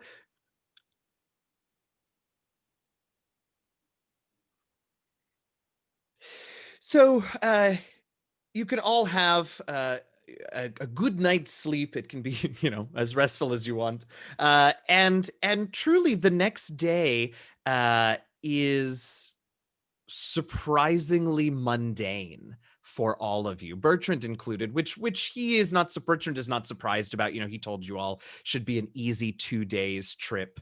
And so the whole day is sort of spent well, you all can tell me if there are any highlights of how you all spend the next day, who it's with. We don't need to necessarily do full scenes unless you want to, but just an idea of what a downtime travel day looks like for the four of you.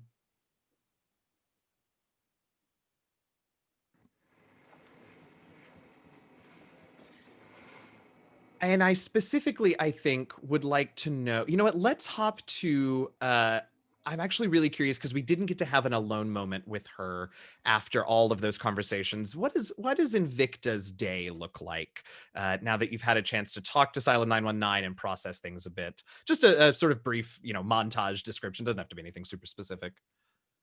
Invicta's sleeping in a little bit because she's figuring it's probably the only time she'll get a chance to. And the whiskey was good. It didn't put her out. She is kind of spending time to herself. She has had enough people for a while until she has to be around them. She comes down for meals, but otherwise she's like kind of just chilling in her room and spending time staring out into space and thinking really hard. Yeah. And it's quite a sight out here. It is, particularly this day is probably the most middle of space day where there's really nothing nearby. So you look, you're looking out into space into truly just the black void, stars in the distance, but it is an empty place. Good for contemplation, I suppose. Good. Anyone else? What your day looks like? If Invicta's having a nice, contemplative, quiet, restful day. I would like to note that Sila is in her room and she has downloaded a program called Your Feelings and You. And it's very descriptive about sometimes people are sad. Sometimes people are happy. What is happy? And it's this whole thing that gives her a guided walkthrough of emotions with practice sessions. So she's role playing with the video. It's like, how do you feel? Yes. I feel emotions. What emotions do you feel today? I feel peaceful. Is peaceful a positive or a negative emotion?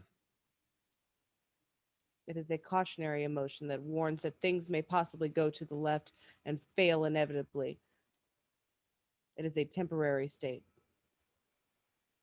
Please reference the glossary entry for peaceful and re-examine its meaning.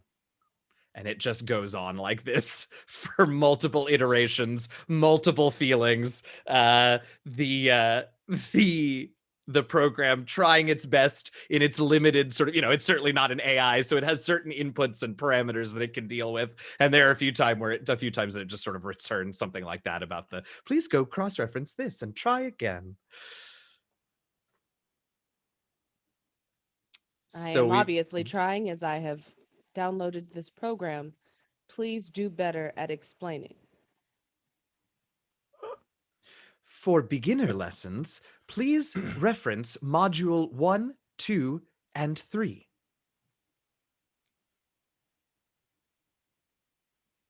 Happy.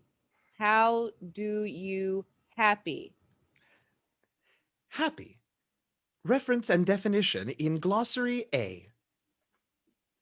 And glossary. From there please don't make me define happy. Oh God, please don't make me define happy. I'm not ready. Neither is Sila. Your computer's not trying.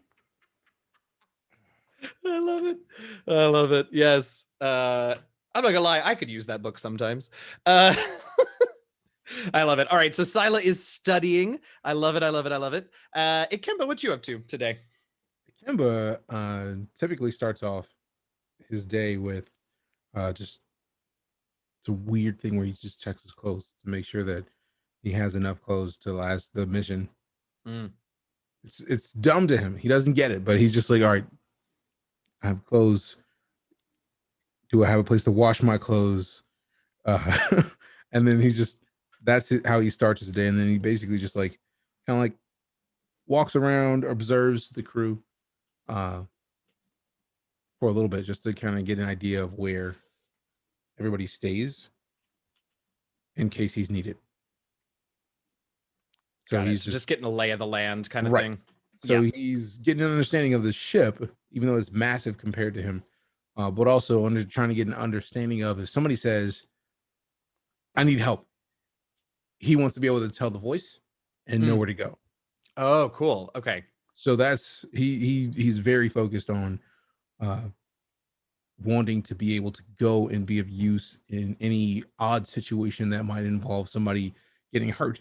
It's dumb, but it's not to him. Right. No, yeah. It makes perfect sense to him. So he kind of walks around and he still kind of like thinks back to that salad, like, man, that salad was amazing. And he's been meaning to ask Bertrand about what was in it, like the specific barks and how it was prepared so he could make it because it was great. But he starts off checking the clothes, checking to see where everybody else is. And then he spends a couple of hours every day practicing his Muay Thai or his kickboxing so he can keep himself on his toes. Love that. Love that. We're going to cut back to Ikemba here in just a moment because I want to talk about after that, those couple of hours of training. But before we do that, let's check in and see what Ilay is up to this morning and this downtime day. How do you spend your free time that we have now learned you are not entirely comfortable with, Ilay? Yeah.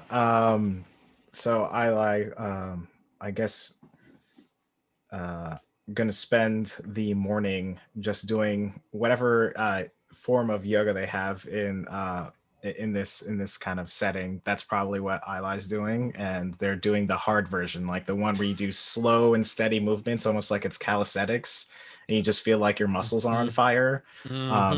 That's what Ilay's doing, just to kind of give themselves a workout in a place where it doesn't seem like there's a way to actively train, and it also makes them feel like they're finding their balance or center. So they're probably going to be doing that, and then seeing if Bertrand has some sort of tea.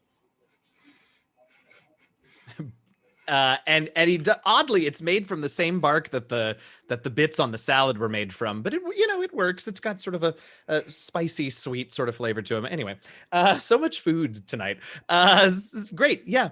Yogaing, getting more of that tea, and just sort of trying your best to stay busy within the free time. It sounds like, because we know Ilay, they like to keep busy.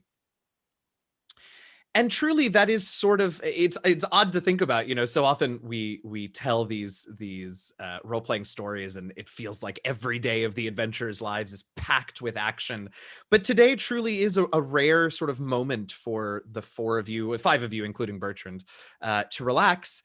Because even best case scenario, you arrive on Hathaway and you've got to get this water distributed and solve what's wrong with their irrigation system very quickly because the situation's not great there. So you all are going to hit the ground running once you arrive, which should be pretty near the end of the day tomorrow. You should be well within range of Hathaway. So we hop back over to Ikemba, who is finishing up his martial arts practice for the day, and let's talk a little bit about Ikemba and his training and sort of what's going on there. All right.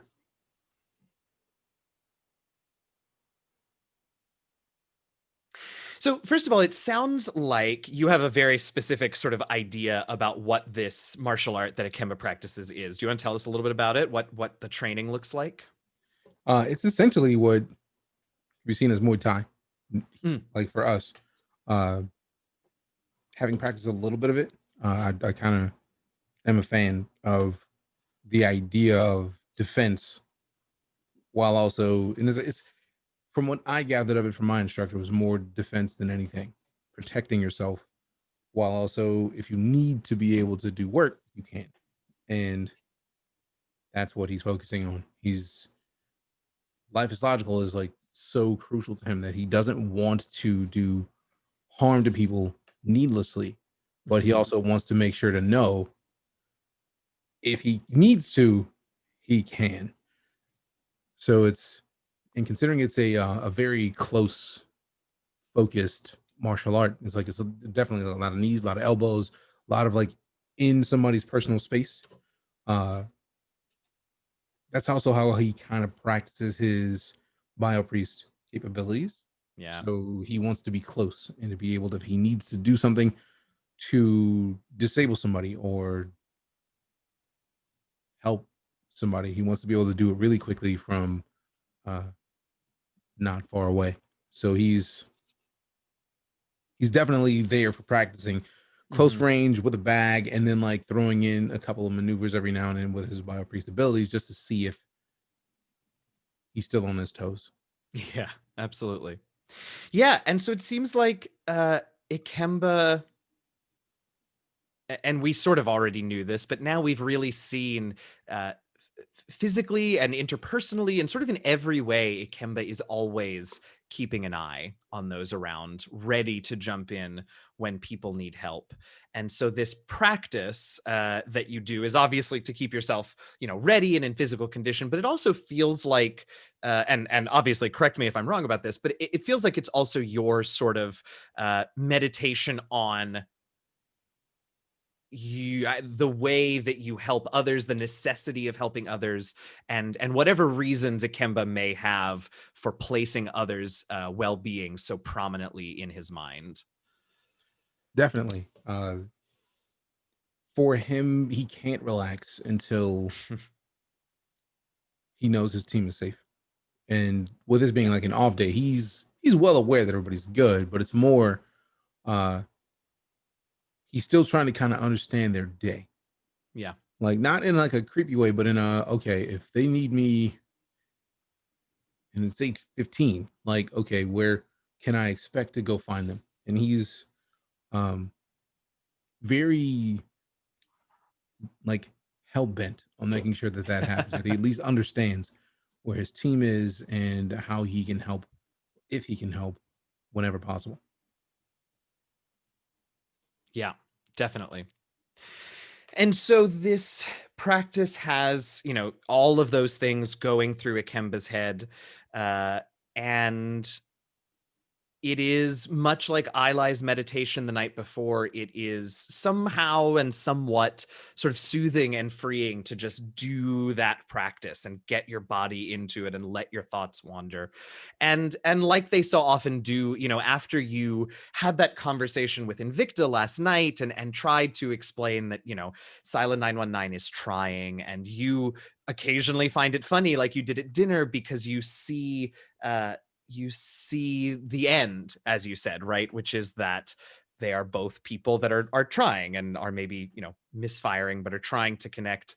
And you are reminded of another time that you were tired and had just trained and were off relaxing, and someone else came to you for help, and you find yourself back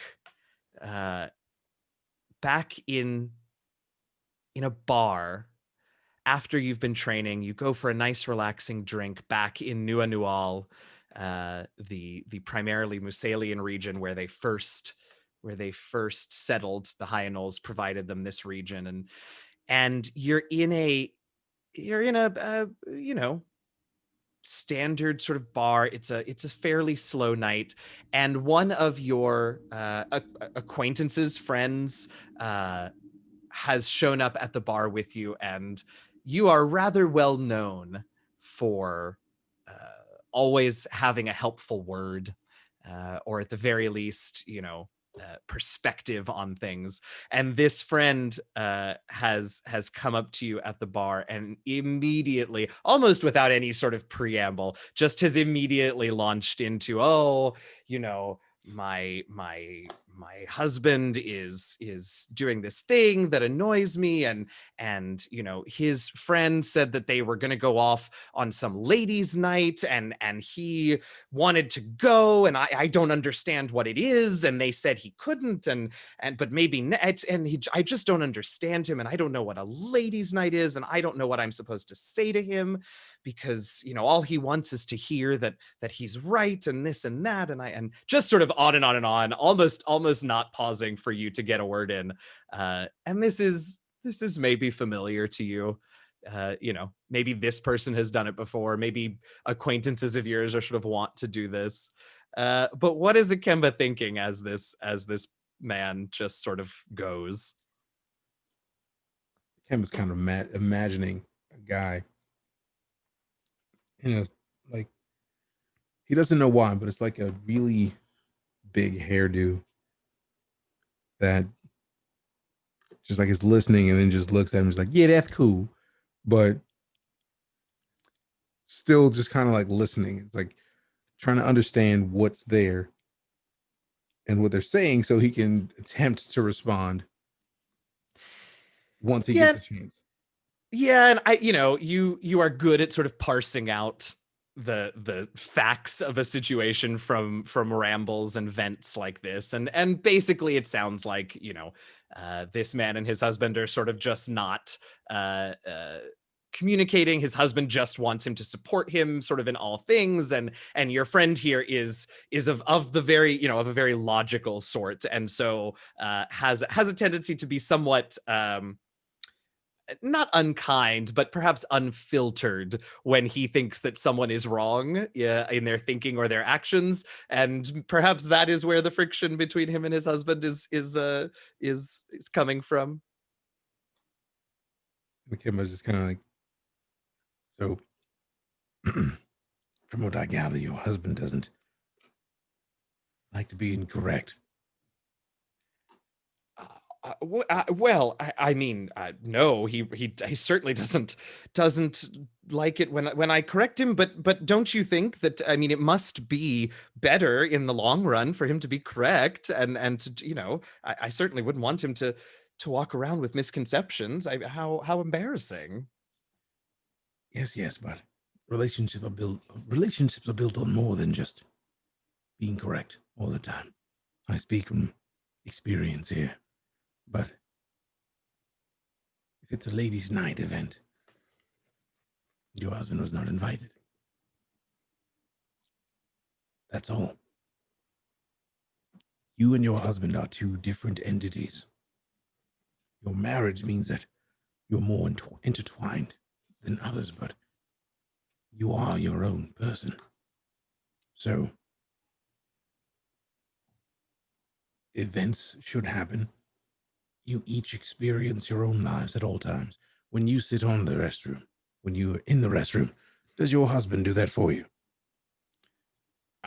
Well, no. Exactly. You eat different things. They eat different things. It's all a part of the same whole. We are all equally important. And if your husband was invited to a ladies' night event or not invited to a ladies' night event, you both experience things in your own way. If he is disappointed or they are disappointed in not being invited, then maybe there's something else they can do to fill their time. And as you explain this to your friend here, who has taken the moment of finally not speaking and listening for a minute to very quickly catch up with the drinks, he sort of nods and says, well, yes, yeah, I mean, yes, we different, yes, I mean, different people and different experiences, but there must be, I mean, you say it all the time, right? Life is logical. There are times when something is either right or not right. I mean, right? Not quite.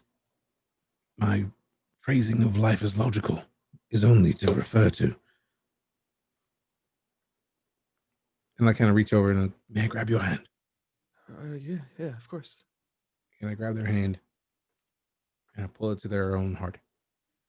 And you feel your heartbeat, yes? Yes. Yeah. Good. That is all that I mean with life is logical. Many things happen in life that are less than stellar to some, amazing for others. But the fact that you get to experience them is the logical part. You experience your life in your way, married or not.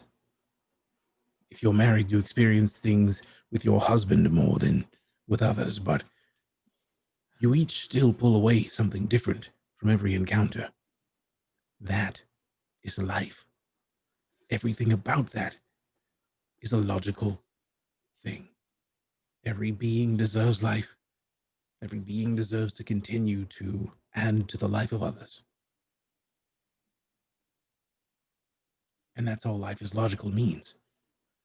It seems weird to distill it down to such simplistic terms, but it does come down to that. Everyone's existence, everyone's actions affect others, yes, but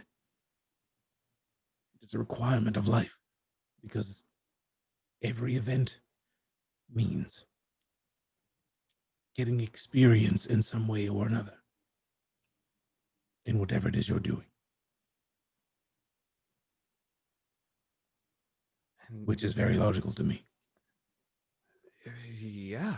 Yes. I mean, when you put it that way, to me too. I guess. I suppose being right is sometimes subjective, or maybe not as important as letting someone else just live their experiences in their own way and in their own time. And I've been trying to force him to. Oh, damn. Well, thanks. I know it may not be of what you were looking for when you sat down, but it is a crucial part of life to realize that everyone has their own choices and decisions to make. Forcing someone's decisions isn't really allowing them to live life in their way. It's allowing them to live yours, which doesn't seem quite fair, does it? No, I guess I'd really only thought about what I expected my life with him to be like, and didn't really allow for his version of that to seep in, which seems like kind of a major oversight. Please tell me you have time for one more drink, because I'm going to need it real bad right now. If you need assistance, I will be happy to provide it. Oh. I only ask that if you are providing a drink, it be a Kraken variety. I am quite parched, and that is my favorite beverage. There's so many reasons I come to you at the bar Ikemba. Good advice and excellent taste in beverages. Bartender! And he orders another round, and you all have lighter conversation and sort of an easier chat over the drinks. And after a while, he gets a few more drinks in and finally says, I should head home and apologize and apologize. Yeah. If you feel the apology is required, then yes. And do your best to be kind to one another. In more relationships than not, a lot of people tend to misplace the simple truth of kindness. Being kind to your husband will, in addition to your apology, probably do more for your relationship than you ever may imagine. And thank you for the Kraken. It's delicious.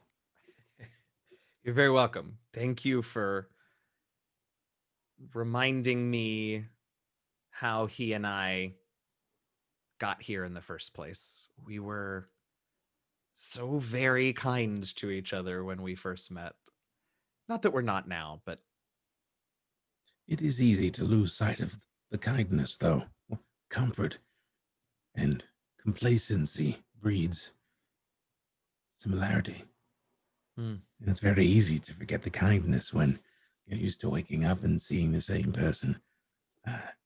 It may be easy to ignore that kindness, but in the end, the kindness is what starts and ends all things, at least in my opinion. it's a good place to start and end. Thanks, Ikemba. Thank you. And he will stand up and pay the tab and head out of the bar. And Ikemba, are you heading out right away? You staying for one more? What happens here at this juncture with Ikemba? I think he's probably gonna hang out for like one more, but like Yeah. more like a quick one, just because he does kind of want to head out. But Yeah, absolutely. like after the experience, he wants to like kind of wind down a little bit, just slightly. Yeah. Like, all right, I've been on thought mode for a while. Let me just Yeah. be easy for a little bit. Yeah, and your friend sort of got to decompress there towards the end, but you had to still be on. So yeah, absolutely. You be easy and you get the bartender's attention, get that last drink. And as you are finishing it, a woman sits down next to you. She is a Mansagene woman who sits down next to you and looks at your drink and sort of without any preamble, without any greeting, points to it and says, another? I was on the way out, but if it's on you, then the least I can do is enjoy one more. Well, quite frankly, the least I can do is provide you with a drink, considering what I'm about to ask. I wasn't concerned about the beverage until now, so I have the feeling this is going to be a major ask. She signals to the bartender and gets you another Kraken, and she says, "Now, I happen to represent an organization known as Torch. Have you heard of us?" I have. Excellent. Well, it just so happens that I was sent out to find a certain individual and interview them and offer them a job. That's quite interesting. What's even more interesting is that I found them, but I couldn't interview them. Do you know why? I do not. Because they were dead. That seems less than stellar. Yes, it does. Less than stellar still is the fact that HQ refuses to believe that they are dead. It seems that the proper paperwork wasn't filed and didn't make it all the way to their offices. It's really a bit of a conundrum for me. That definitely would be a conundrum. But you seem to have a way with dealing with conundrums. I hope you don't mind. I couldn't help but overhear how well you handled your friend. Yes, it's a friend that I've been on a couple of ships with, but I didn't consider it handling.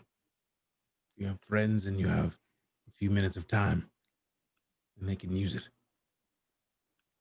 It's the least I can do to give it. A ship, you say?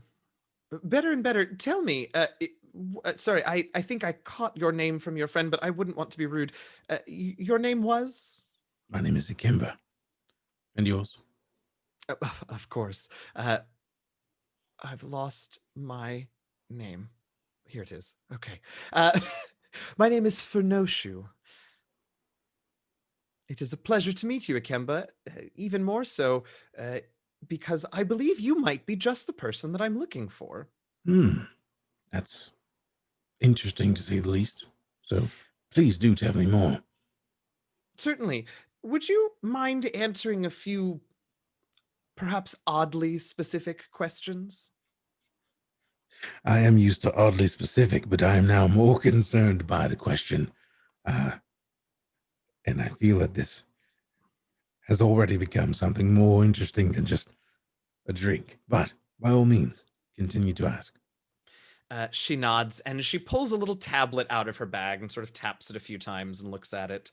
And she says, "Now, don't worry if these seem out of the blue. I promise there's a point here at the end. Tell me, what specific experience do you have being on a ship's crew?" I've taken many ships, mostly as small positions, healer here, mechanic there, mostly to assist on missions to where things may be a little rough, but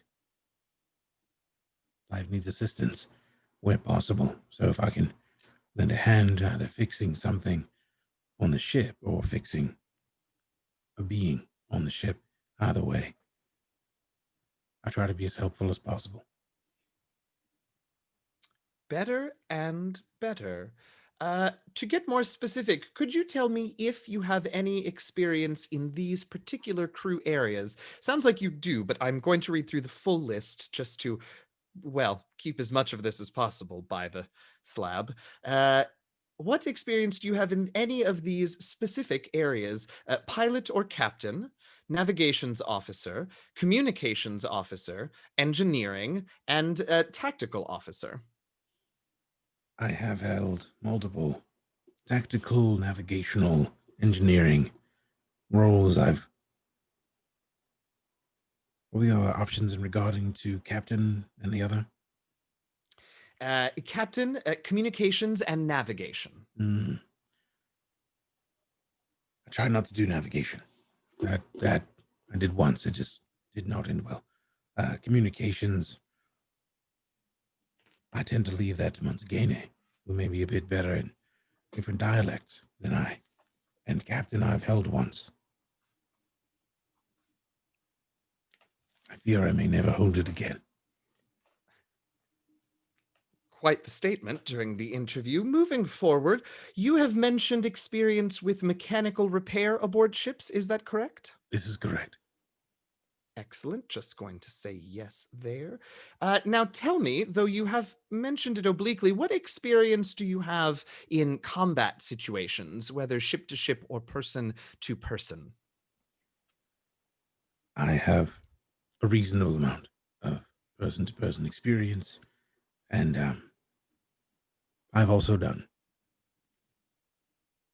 some battle. I've experienced battle aboard a vessel as well. Excellent. And this Monzagene woman just broadly smiles and says, "Well, I certainly wouldn't dream of taking you away from all of this," and she sort of gestures to the bar. "But if you're amenable, you could really help me out. I might have a job for you." I'm now intrigued. What job would you have, especially involving Torch?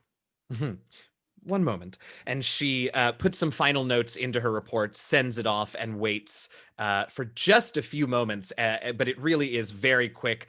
She gets something back on her tablet, and she smiles and nods and says, "Well, it is, in fact, a job for Torch. I wish I had more details, though you, having heard of Torch, know our general mandate and the types of things that we get into. It seems that the superiors are rather excited to have you aboard, Ikemba. I just have one request if you are going to decide to take me up on this, I understand, very out of the blue offer."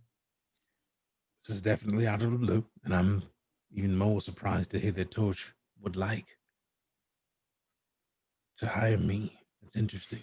But please do tell me what the thing you request is.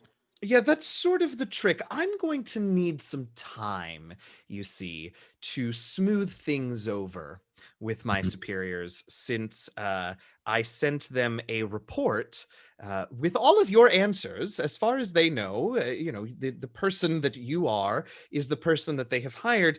It just wasn't your name. Interesting. You see, until I can convince HQ that the individual that I was originally meant to interview is, in fact, no longer with us on this plane of existence, it will be difficult for me to be released from this particular mission of mine. So I'm going to hurry back to Torch headquarters to explain that though the person that they sent me out to find will not be joining, someone even more capable and suited to this mission will. You will follow in 3 days' time on transport provided by Torch to Torch headquarters, and by the time you arrive, all will be sorted and no one will be the wiser. I just ask that when you board the transport to Torch HQ, if anyone asks, you give them this name. And she just hands you a little slip of paper that has a very simple name on it, and the name is Ode. And she says, just for the transport, by the time you arrive at Torch, all will be well. This seems a bit odd because using someone else's name is not generally accepted, and that could be problematic for me. If someone finds out that I am not O'Day, immediately after launch. Just for there shouldn't really be any. Look, I am this close to a commendation and being allowed to have a little bit of time to see my family, and all I need is for you to just. Maybe your middle name is Ode, just for the flight to Torch. That's all. That's all we need here. And then you'll have a great job. They will be happy to see you. You'll be well paid. You'll work for Torch. Do you think you can do that? You seem so very capable. Capable, yes, but confused more. Would it not be prudent for me to get my own transportation to Torch headquarters? And then you'd save your funding on having to bother with me lying and being someone else. And then I can get there, and then you don't have to worry about me being someone else. You save money in the process. Would that not help your commendation more? I am absolutely certain that you were the right choice here, Ikemba Ode. That's not first. Right. And right. also, even though I can handle my own arrangements, would it not be prudent to give me something to assist in my journey? Yes, that feels very prudent. Did you have something in mind? How much is the cost of a trip from here to Torch headquarters? Oh, yes, we can easily give you, you pick your method of travel and I will price it and deliver. Absolutely, we can help you with that. So can I confirm that someone will be attending the briefing at Torch headquarters where all of the details of the mission will be given to you in 3 days' time? Can I go ahead and send that? Can I just let them know? Is that Yes, but it must be my name. I cannot allow someone else's name to be either sullied or disrespected by having me claim it. Yes, all right. And she goes in and very slowly deletes the name Ode and puts in Ikemba, and sort of takes a deep breath and sends it off and says, "Great. Now, I'm going to finish my drink and go price some transport for you, and then take a long needed vacation. Ikemba, it has been a true pleasure. Thank you." The pleasure is all mine, and thank you for the drink as well. Of course. And we come back to you, Ikemba, sort of the last few moments of your training on the ship, having remembered the strange way that you ended up on this mission. But when you arrived at Torch headquarters, no one said a word, gave you a second glance, sort of even mentioned at all the fact that you were not the person that the Manzagane was originally meant to recruit. Everyone seemed to take it in stride that you were there, provide you with paperwork with your names, and but it was a strange introduction to this mission for you. Definitely, to say the least. But Ikemba did get a couple free drinks out of it, so that worked. That's right. That's right. He did. That's right. And he got the So- actual. He got everything done in his name instead of like, for him that's crucial. His name is important to him. Yeah. Yeah, absolutely.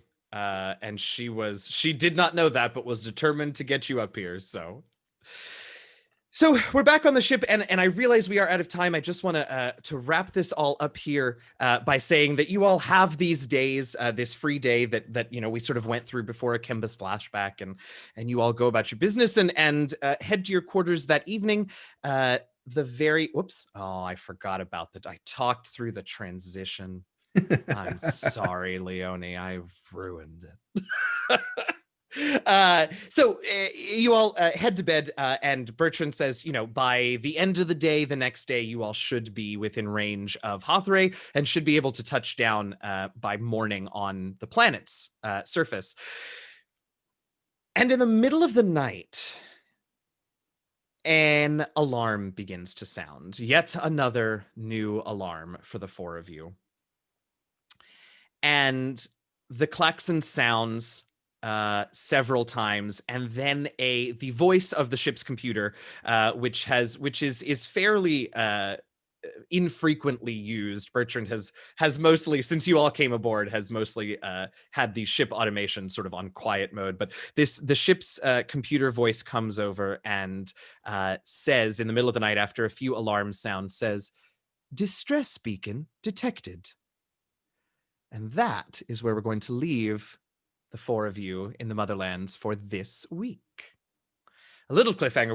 We sort of had a spicy cliffhanger last week, but this time I wanted something a little different. Hey, thanks so much, everyone, for hanging out with us. Thank you to you four so much for amazing role play tonight. We didn't hit any mechanics, but all of this was really good character development and stuff that needed to be resolved after last week. So I think it was a very, very productive session, and I super appreciate it. Thank you all for being so wonderful. I am sorry that we ran a little bit over, but thank you all who are watching, who hung out, and thank the four of you for letting me finish out that scene with Ikemba. We didn't want to cut him short. Let me really quickly say a few quick thank yous, and then we'll go and do outros, and then we will be done for the evening. Once again, just a reminder, if you have joined us since we started, DieHard Dice, huge supporter of our endeavor here in the Motherlands, and they have released to all of you who are here watching this evening this beautiful set of dice that Michael is showing off for you. I've got mine here somewhere too. There it's still in the bag, but anyway, these beautiful Musalian Skies dice that you can get by going to dieharddice.com/collections/new. They are not going to be officially announced and released until Friday, November 4th, this coming Friday, but you all have early access by getting this link right now. You can also use the code LUXURIOUS for 10% off of your order when you order from DieHard Dice. So check them out. We're super appreciative of them working with us. Got it. We want to thank Blue Microphones, of course, as well, for providing us with these microphones. We super appreciate them. BlueMic.com to check out all of their awesome stuff for yourself. Obviously, thank you to Cortex by Fandom. We use their mechanics in our system. They have been wonderfully supportive, and they just released for sale their core handbook or rule book. So you should check that out and see what we're playing with here and the way that we've modded it and the way that you can customize it to get your own feel. And of course, last but most certainly not least, thank you to Twitch for being such a major supporter of Into the Motherlands, for allowing us to do this, for supporting us, for making it possible. Let's go ahead and go around, same order that we did at the top. Let us know who you are, where we can find you on the internet, who you played tonight, and all that good stuff. So we're going to start with Tanya. You were so great at the top of the show, and then it's muted. So close. I know. You all have been off camera for so long. It's my fault. I didn't give you enough. I got warning. comfortable, got a drink. That's right. That's right. Take two. Scene. I'm Tanya. You can find me right here. Actually, tomorrow is my 3-year partner anniversary on Twitch. And I'm going to be doing not a subathon, not anything like that, but I'm using my channel to remind people to vote, because Tuesday is November 3rd, it is election day. And for the love of whatever you believe in, if you've not already voted, please get up early and go vote on Tuesday. So I'll just be chatting and talking to people, anyone who wants to hop into voice with me and talk about why it's super, super important that you vote and use your voice, because we don't need another 4 years of this. And I will say that very blatantly and publicly. So if you haven't, for some reason, gone to vote, please get up early, go vote, get snacks, take water with you, and do your civic duty if you're eligible to vote. The rest of the week, actually nothing planned until Motherlands again and Rebels Waterdeep on Sunday. Dungeon Crossing's on a bit of hiatus because one of our players is in New Zealand for a month, and time zones don't work out for her to play with us at 10 a.m. Pacific. And Dragon Age is on a little bit of a break because, well, we needed a break because there's so much going on. So planned stream is tomorrow. And then Sundays after that, just follow me on the Twitters to see when I'm streaming again. Love it. Yes, 3 years. Goodness gracious. Congratulations. Yes, congratulations. Moving around that counterclockwise circle down to DJ. Oh, hi. DeejayKnight. My character is Ikemba. I am a space and sci-fi streamer primarily. I'm going to be rocking out with some Watch Dogs Legion pretty much all week, hacking all the things, recruiting everybody physically possible because reasons. So yeah, that game, I've been waiting on that game for a long time. So yeah, is about as excited as I can get because I'm tired right now. But aside from that, it's going down all week except Tuesday. Tuesday is Super Tuesday and everybody should be voting. So I don't even want to be on stream. I'm spending the time off stream with my lady. And then all of you, hopefully, if you haven't already voted, will be out at a voting booth voting somewhere because I second that whole we don't need another 4 years of this because nah. So by all means, go vote and you won't even see me that day so that you can feel comfortable with getting out of the house and voting. If you planned on coming to see me, like I'm not going to entertain people that are in the lines because get in the line. Doesn't matter. Do it. Just vote, That's right. Please. No tempting distractions, DJ. Yeah, basically. I love it. Yes, do the thing. Listen to Ikemba. Continuing around the circle, Michael. Hi, my name is Michael Sinclair II. I go by Michael Chris everywhere. I usually, on my stream, play Magic the Gathering, World of Warcraft, Baldur's Gate 3. I haven't been playing recently because I have to just hunker down and study my physics and do computer science stuff, and it's been hectic. So, but you should be able to see me probably when Shadowlands drops. I'll probably try and get a stream there, here or there, and check my Twitter out. When snow finally hits Spokane, you'll see all the snowboarding and skiing pictures ever. So that's going to be super awesome. And also, just like everyone else, vote. My one piece about it is there are people literally hoping and betting that you don't vote. So they definitely designed it so that you don't want to vote, and just go ahead and do your civic duty because that's the best you can do. And we appreciate you people out there. That's it. All right, Christina. Hello, my name is Christina Arielle. Hopefully you can hear me and I'm not just some lips moving in the ether. But yes, please tune in tomorrow to Improvised Champions on twitch.tv/CNE Games, where I will be with Mark Muir and we narrate a playthrough of the Idle Champions game. So watch that. Watch also tomorrow, Michael and I will be on our show Veiled Alliance. So please do that on twitch.tv/LFM_network. And then I will be back here on Sunday, and I will not be voting on Tuesday because I already did it. And make sure that if you are in line, you are legally allowed to stay in line until you get the opportunity to vote. Don't let anybody chump you. Do what you have to do because I ain't doing this no more. So everybody go and vote. Exercise your right because people die for the right for you to have to vote. And you need to do it because this is taboo. All right. Anyway, I hope you guys have a great week. Exercise your right. And hopefully we wake up Wednesday to some really good hope. That's it.